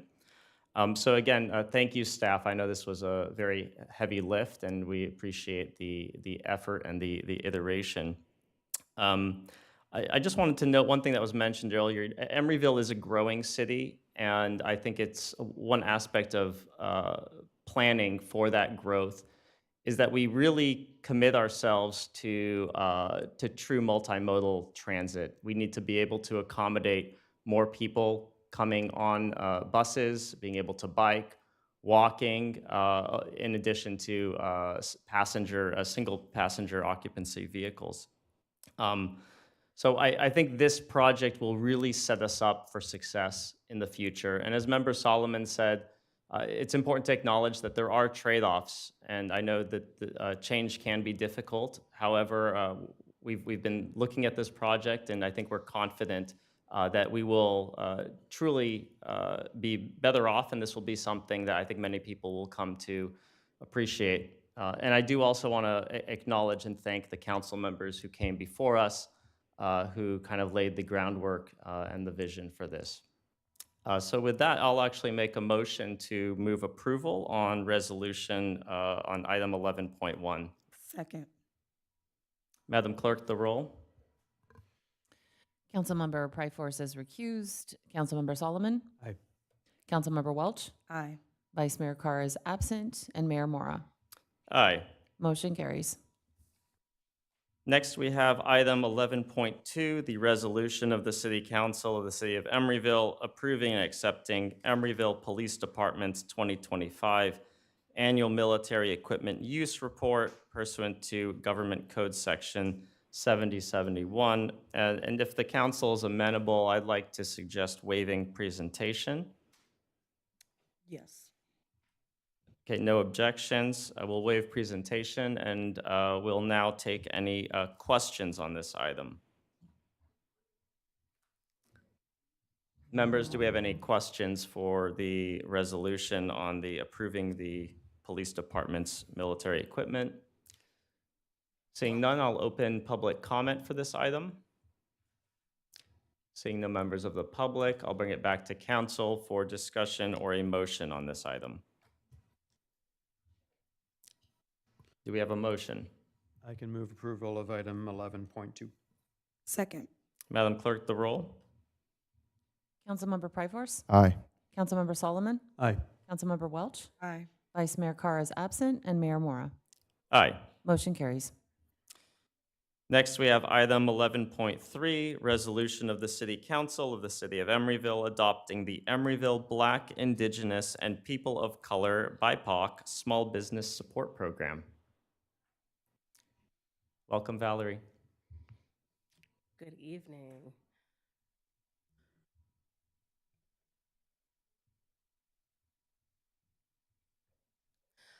My name is Valerie Bernardo. I'm the Economic Development and Housing Manager within our Community Development Department. And tonight I'm going to talk to you about our BIPOC Small Business Support Program, which is a pilot. Next slide, please. So a little bit of background. Originally, back in 2016, the City Council did establish its fiscal year 2024 goals, and within that was the request to create a BIPOC Small Business Support Program. Following that, in March of 2021, it was reaffirmed through the strategic planning process that the city wanted to have a goal of creating a dynamic and growing business place for our business community. As a part of that strategic plan goal, we wanted to work on developing support for our existing businesses, encouraging diversity of businesses within Emeryville, and fostering a proactive community engagement with our business community.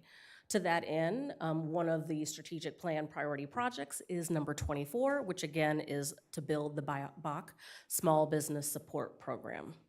Next slide.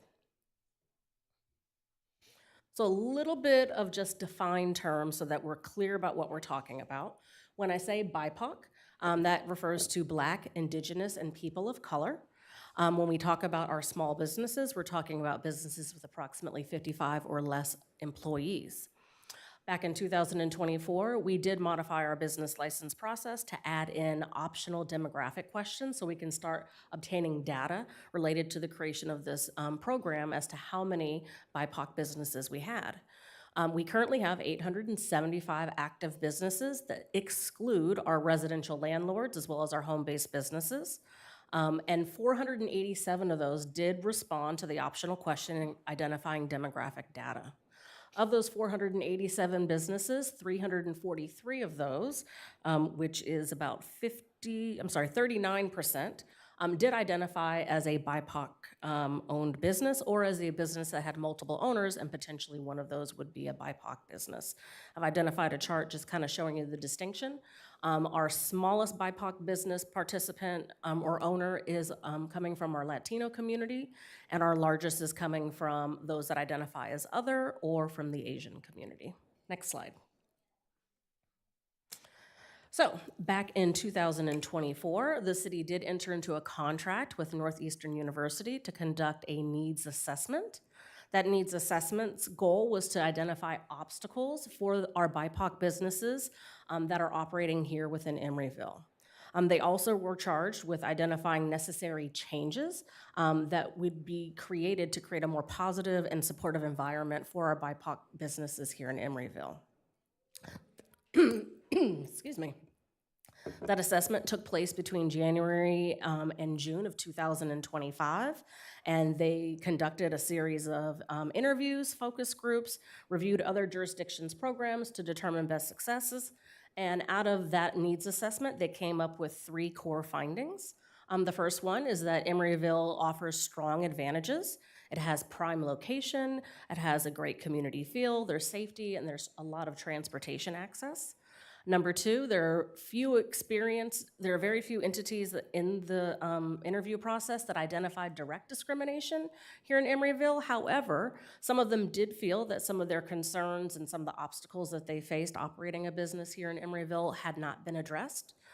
And then thirdly, the perception of the city's responsiveness to their concerns did vary. From those that did have positive feedback, they did identify that Emeryville was much more of a supportive business environment than those businesses that are found in other local communities. Next slide.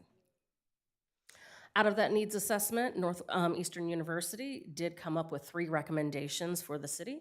The first one is that we need to expand our business outreach by partnering with cultural businesses, identifying businesses that may not just be located in Emeryville, but also may be located in Oakland and actually service individuals in Emeryville. Number 2, we need to increase our department footprint by dedicating more staff time and resources to support our small business community. That would include conducting internal outreach to our city staff as well as to the small business community to make them aware that we are here to support them, and in designing a highly visible program that would support our small businesses and that would elevate the community development department's recognition.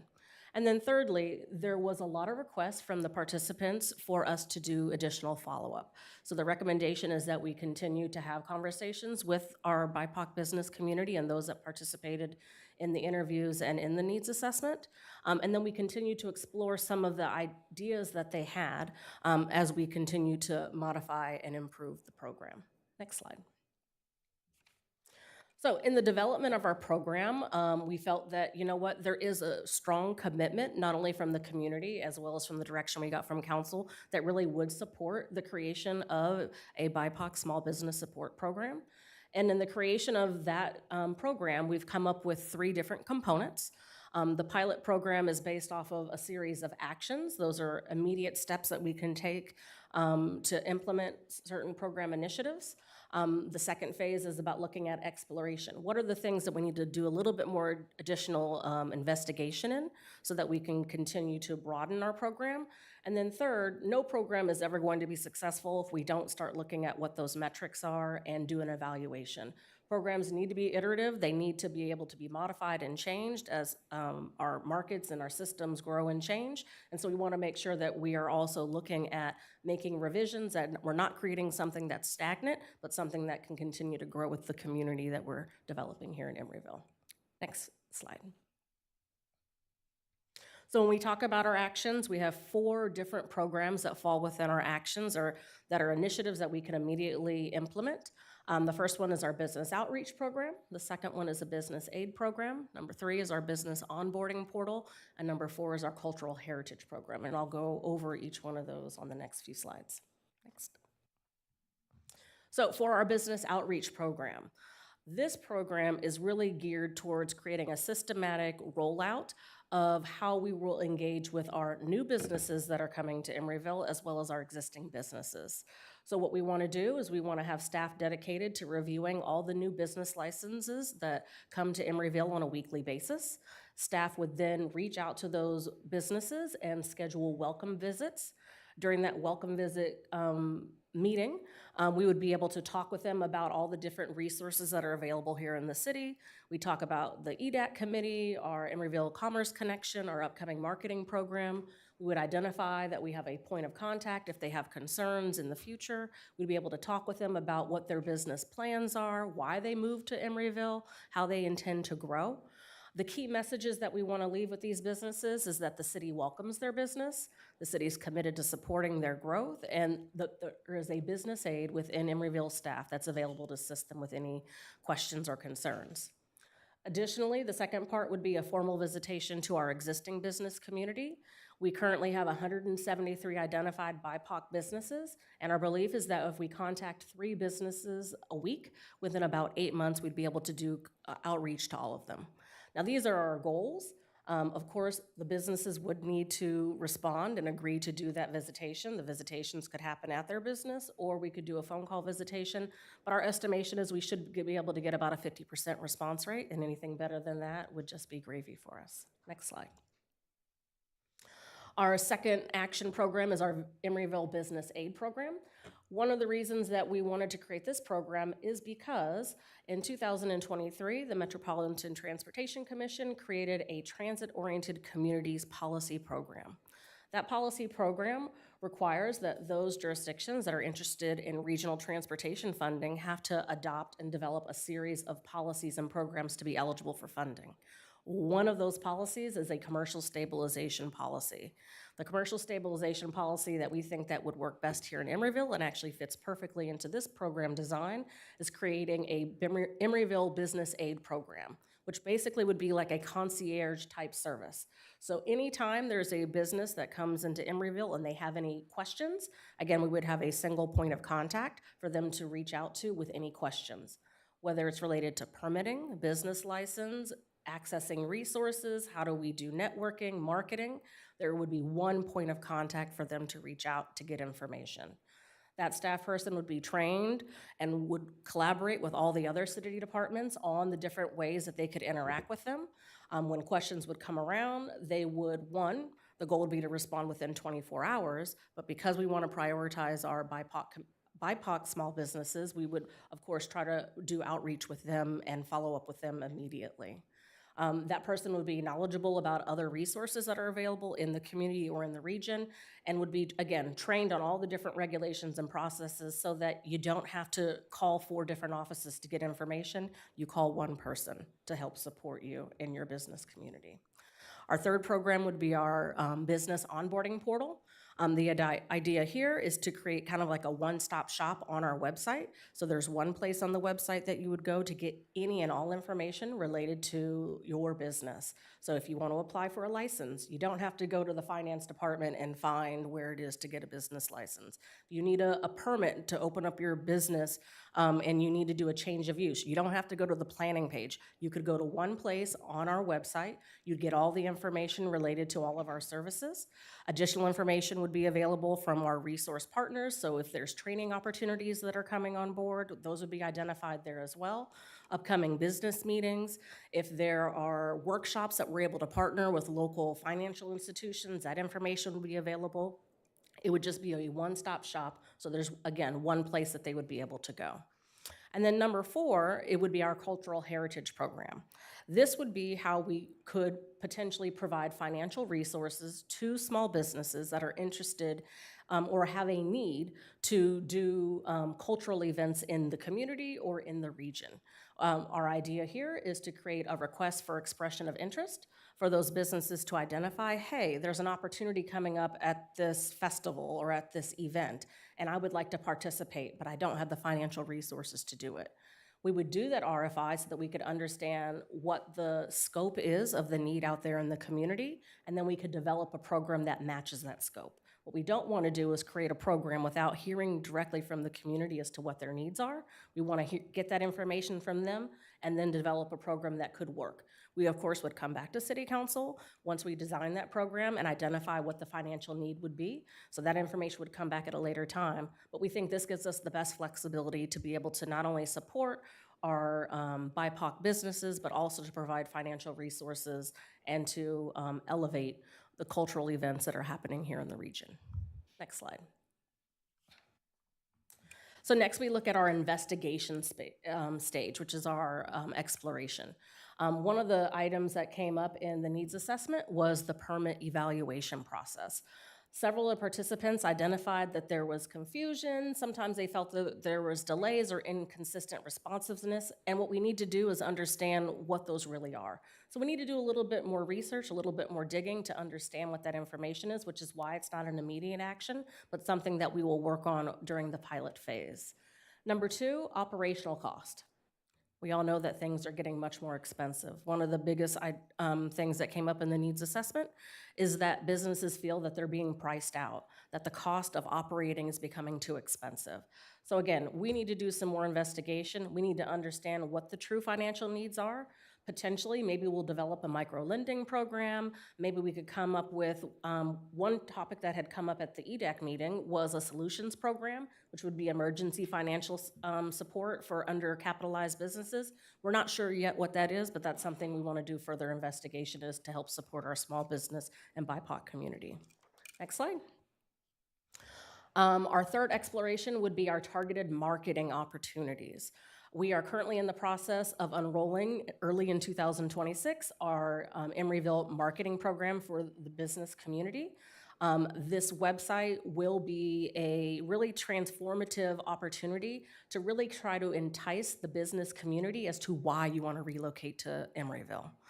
I think it's going to be super important for us to utilize this system to figure out ways that we can partner with our BIPOC and small businesses to not only market why people should come to Emeryville, but what are the amazing opportunities that exist here for the businesses that are already operational.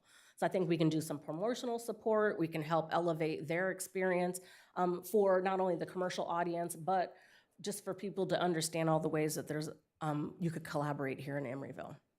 And then the fourth thing is about doing some more organizational partnership. We want to continue to reach out to the other cultural business organizations that are currently operational in our neighboring jurisdictions. We want to continue to collaborate with Emeryville Commerce Connection to support all of our BIPOC businesses. We want to make sure that everybody feels like they have a seat at the table and that we understand what those needs are. So we really want to make sure that we're expanding at any networking opportunities that are available. Additionally, we want to build our partnership with the Small Business Association, the East Bay Small Business Development Center, and lending institutions. It's something we have not done in the past. We would like to offer that opportunity to be able to have those conversations so that when people come to us with concerns, we not only address what we can provide here, but what partners are out there in the region that we can also direct them to. Next slide. And then lastly, we talked about monitoring and revisions. This is how we're going to measure success. Again, we're rolling this out, or we're requesting to roll it out as a 2-year pilot program. If we want to ensure that the program is success, we need to make sure that we have an ability to measure that success. So through our outreach and our aid, we want to make sure that we're collecting data related to output. So how many businesses are we contacting? How many events are we getting businesses to participate in? How many people are going to our website? How many small BIPOC businesses are growing in Emeryville? We need to be able to collect that data. So that's something that we believe that we'll be able to do during this 2-year time frame through all the outreach that we're doing. Secondly, it's also important to look at the qualitative metrics, so the perception.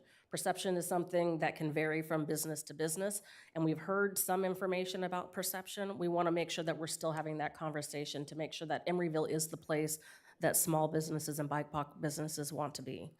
We also want to make sure that We are hearing people's concerns where some people feel that they're not being supported by the city of Emeryville. We want to make sure that we're addressing that. So we want to continue to have that engagement. And we want to make sure we're getting consistent feedback on whether or not they find that the programs that we're hoping to lay out here are supportive and impactful for their business.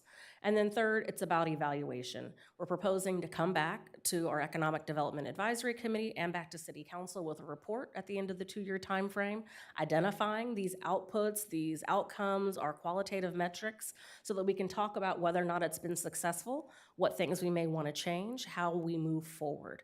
We also recommend that we'll do a survey throughout the 2-year time frame to be able to collect additional data.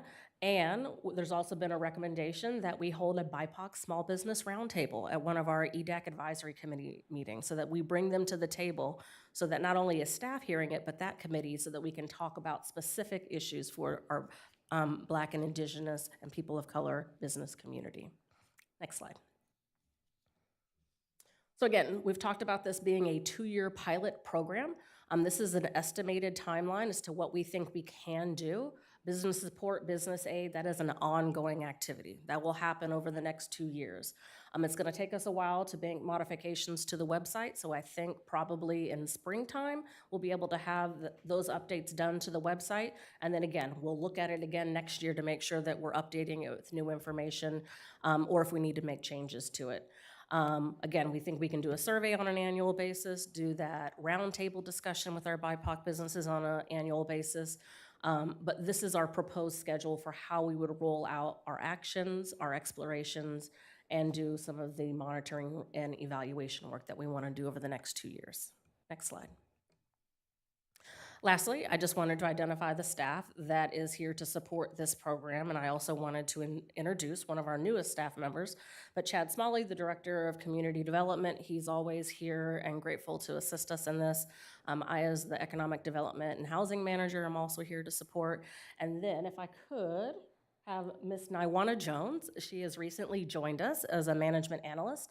She will be the face of the BIPOC Small Business Support Program and work with all of our business community here to address their needs. So when we talk about having a business aid, that business aid would not just be here for our BIPOC program, they would be here for our entire business community, and Ms. Jones would be the one who would be the face that they would be meeting with.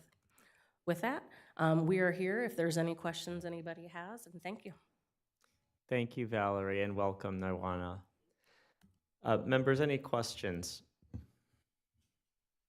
Member Pryforce. Thank you for your presentation, Valerie. In one of your slides, it talks about home bases, which I'm very confused. I'm not familiar with the term, and landlord businesses, and that this program would exclude these two. And I was wondering, within our programming as a city, is there a home for I guess these folks? Like, is there any fit, since they can't fit into this, if they fit in anywhere else? So I would say specifically on the residential landlords, we excluded them. Anybody who rents their unit becomes a residential landlord business owner. So they're not necessarily operating a business, which is why we excluded them. We also excluded home-based businesses because they're also viewed a little bit differently.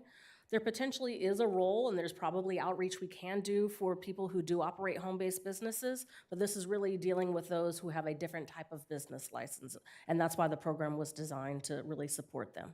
Gotcha. But there could be opportunities, yes, to support home-based businesses, and of course, any business owner.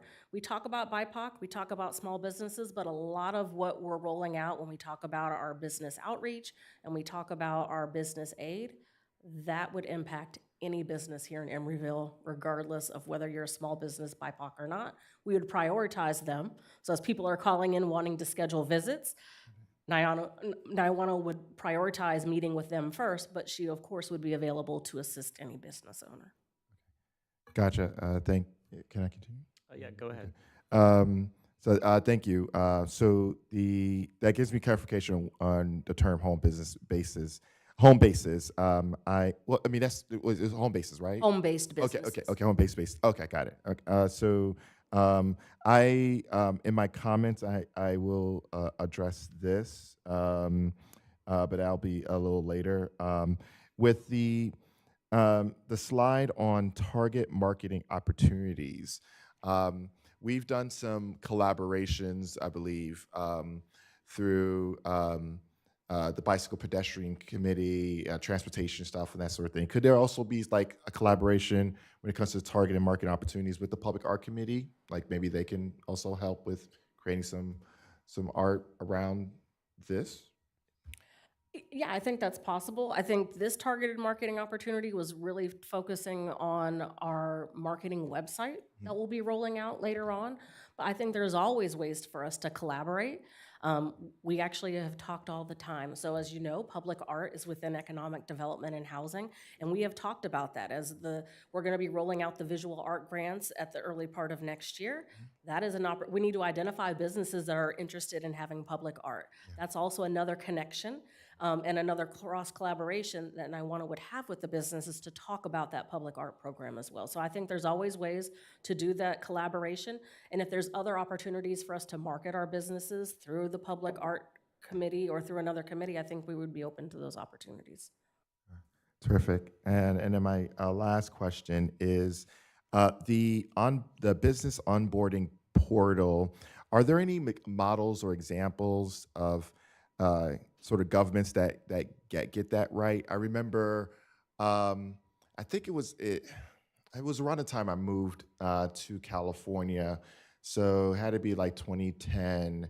The Dumbo area of Brooklyn created like a portal. So I think there were a lot of tech companies that are moving to Dumbo. They had a portal. I don't know if it's around now, but I remember that around that time frame, there was a lot of sort of film in New York. It was like a lot of that, and I think probably that happened also in Atlanta. Sort of the film industry was trying to engage movie studios to move to, and I mean, unfortunately, the movie business has been bottoming out in Atlanta, but for a while, it created millionaires essentially, and so I haven't seen any of those type of business portals now in terms of like governments that kind of get it right. Are there any models or examples that you guys have sort of been looking at that I can probably maybe check out? None that are coming to the top of my mind right now. Okay. I'm going to look to see with Mr. Smalley if there was something maybe he had seen.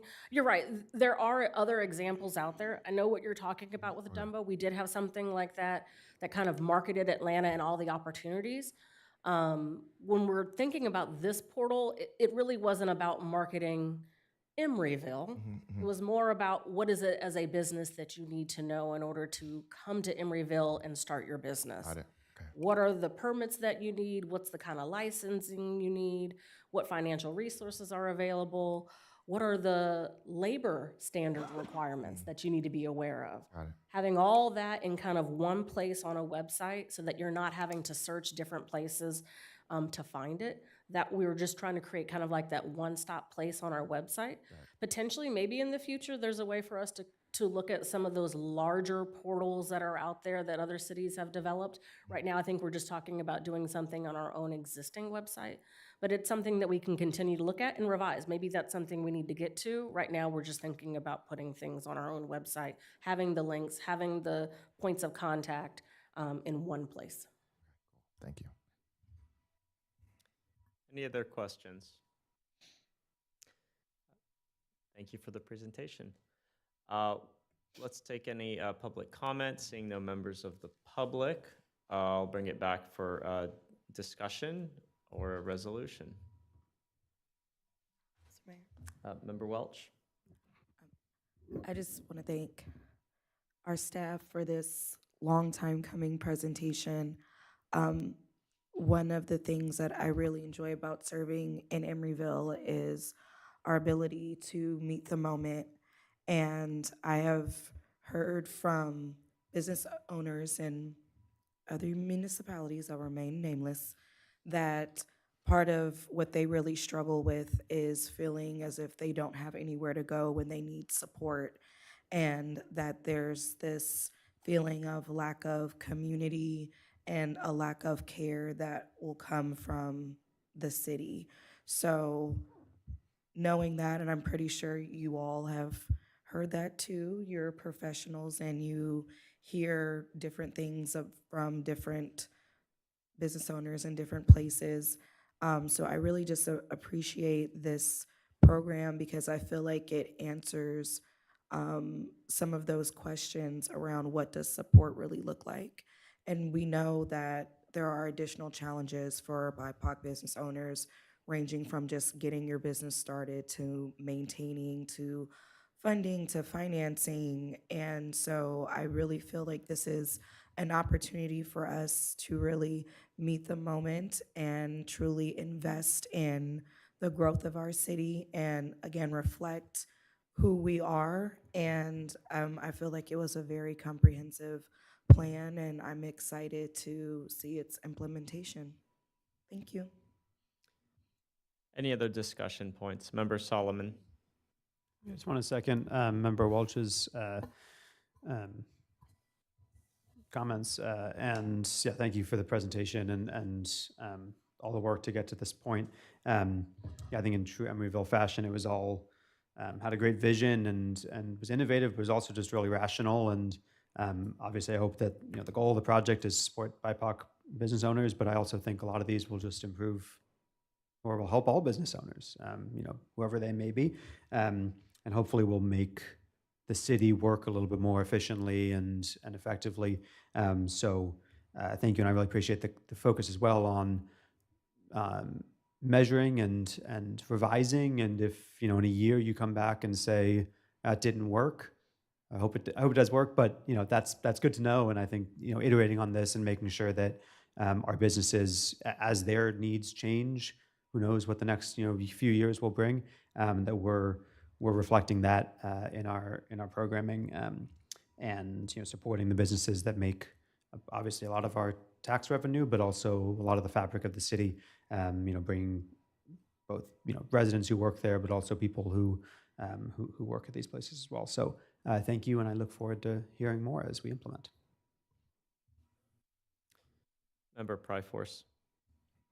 So, so I have a lot of commentary here, and I hope that they land as more like tweaks, because I think that everything that you all have done and everything up to this point is incredible. And so, shout out to everyone and to the study and to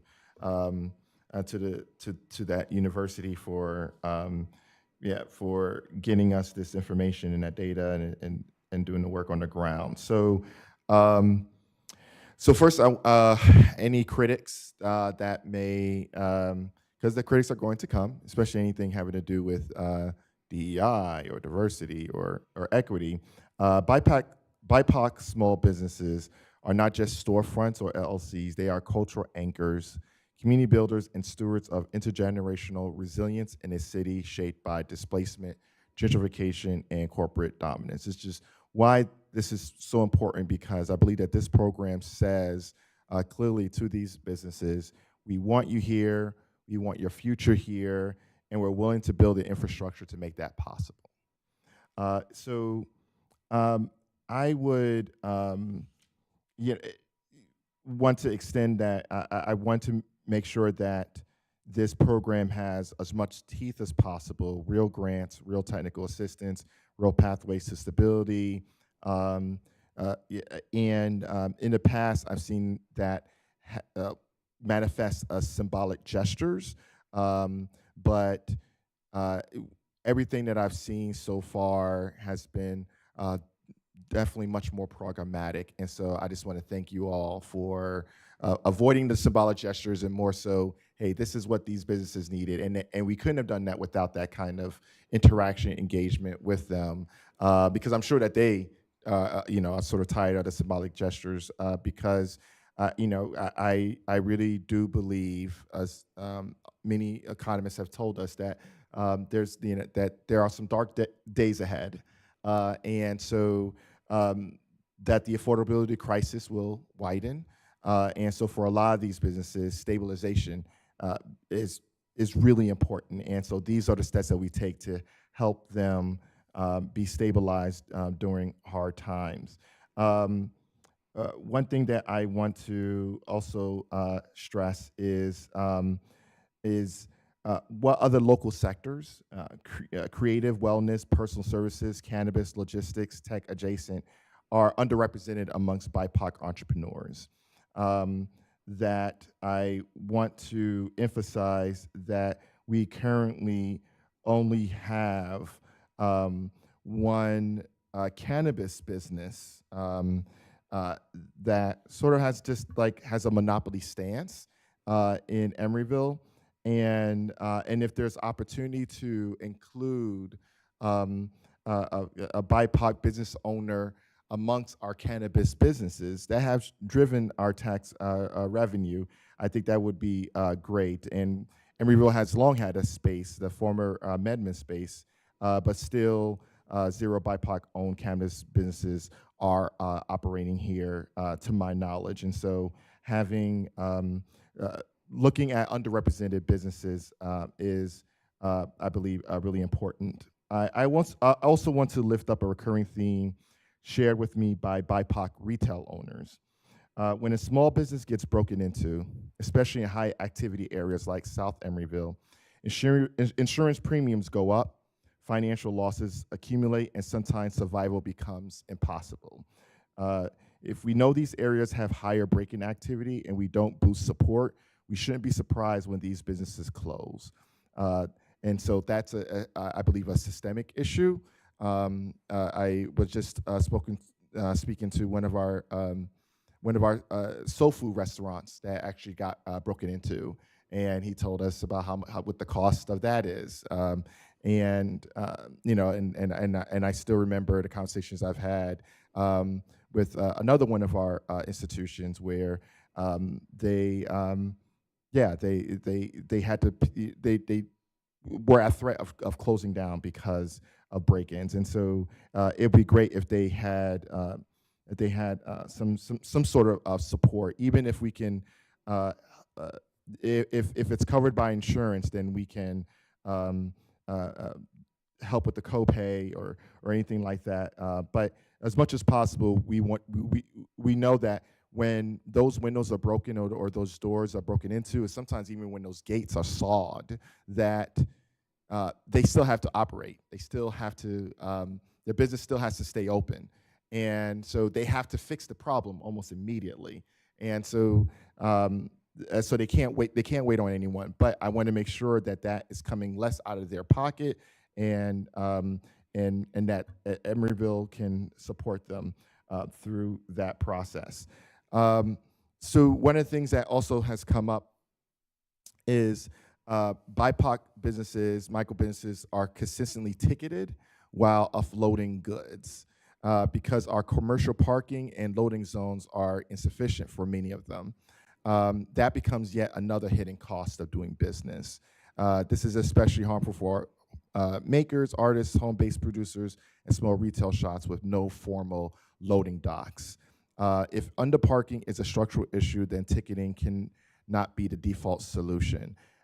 This is apparent in situations like the Emory, where parking sometimes for businesses is much farther.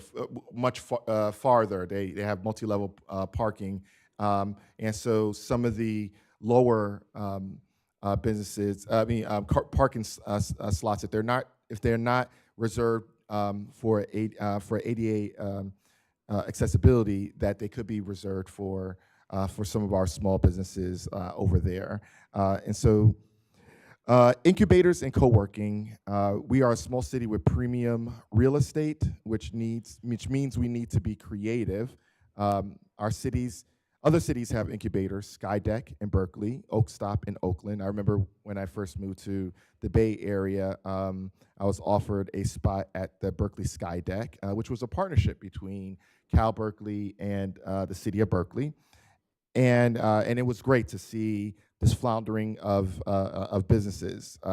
And I say this from experience as I share the story that when the Hidden Genius Project was just getting started, a community bank gave us space for free. That gift allowed us to grow, then rent, and then ultimately own a building, and now we incubate others. And as I've said before, I don't want that to just be an Oakland story. I would love for that to be an Emeryville story as well. Now, however, because space is a premium in Emeryville, then home bases or home-based entrepreneurs are something that I would like for us to take a look at, especially when it comes to our Live Work program, to see if we can extend or at least create a category or classification for some of these businesses. With federal workers furloughed, tech workers laid off, in a 3-year economic uncertainty cycle ahead, we should expect a major surge in home-based businesses, especially amongst BIPOC entrepreneurs. It's because homes can become counseling offices, childcare and elder care hubs, photography studios, culinary test kitchens that do not require commercial kitchens, wellness and body workspaces, nonprofit headquarters, and influencer and content studios. I kind of call this the everybody's hustling act in terms of being able to look at some of the restrictions that currently exist with residential leases that prevent some of these people from being able to do that. Like some of them are even penalized if they even share the same address. So if you start a business and you use your home address, that could be a lease violation. And so, looking at what are their needs, especially if they qualify as being low foot traffic, right? Like a therapist's office or child care, elder care. They're just maybe looking after one child a day. But it could be enough to supplement their income that is not a lease violation for them, especially for our renters. And I would say that our live work units, and this is out of the disputes that have happened around the Emory. And one of the things that I would like us to take a look at is the relationship between this program and our live work units, because a couple of things were coming up.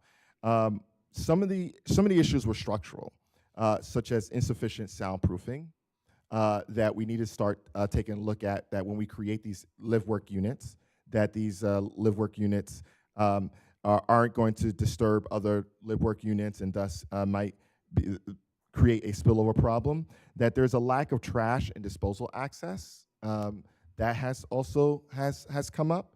And as well as when leases are provided to businesses that may be competitor businesses. Some of the businesses have shared they're upset with me when a business does do that, and so they would prefer that there be a diversity of businesses around that. And so the last part is some of the things that are missing. One is that nonprofits matter too, that nonprofits exist as private entities, and so that we start looking at nonprofits as a part of this, that it's not just sort of point of sale businesses, that we look at BIPOC as not just who owns it, but also who works there, who it serves, who it protects, and who gathers there. So for example, Bank Club, the owners aren't Black, but they do serve, it's a predominantly Black institution in terms of those who are served there, those who work there. And so, I want to make sure that that BIPOC doesn't exclude folks like them. And I would say that those are some of the tweaks and suggestions that I have here. And I just want to thank everyone for your patience. And and hopefully you can see how my recommendations can be a part of that iterative process. And for any government program to use the word iterative is pretty dope. And so I just thank you all for your recommendations and for sticking to it. So thank you. Thank you, Member Pryforce. I just wanted to briefly add, I did like how this exercise, even though it is focused on BIPOC businesses, but there is a potential to benefit really any small business that wants to open in Emeryville, and they might not have the information to do so. This got me to go to our website and see starting a small business or starting a business in Emeryville, and essentially the page just says call Chad. So I feel like by putting those resources out there in kind of a step-by-step way, right? Like somebody who's new to this, we would then be alleviating, the burden on Chad's cell phone, and we would also be allowing people to self-serve, self-start. So I think that's great how this it has the potential to help us improve our own operations. So again, thank you to the staff, and we're looking forward to see how this program rolls out. Members, do we have a motion on the resolution? I'd like to make a motion. I can second. Madam Clerk, the roll. Councilmember Pryforce? Aye. Councilmember Solomon? Aye. Councilmember Welch? Vice Mayor Carr is absent, and Mayor Mora. Aye. Motion carries. Next, we have announcement of commission committee vacancies. I have no report this evening, Mayor. Thank you. And future agenda item requests. Members, do you have any future agenda item requests? Member Pryforce. If my colleagues don't have a future agenda item request, I'd like to bring before this body a discussion about the Pledge of Allegiance, which I will demonstrate. I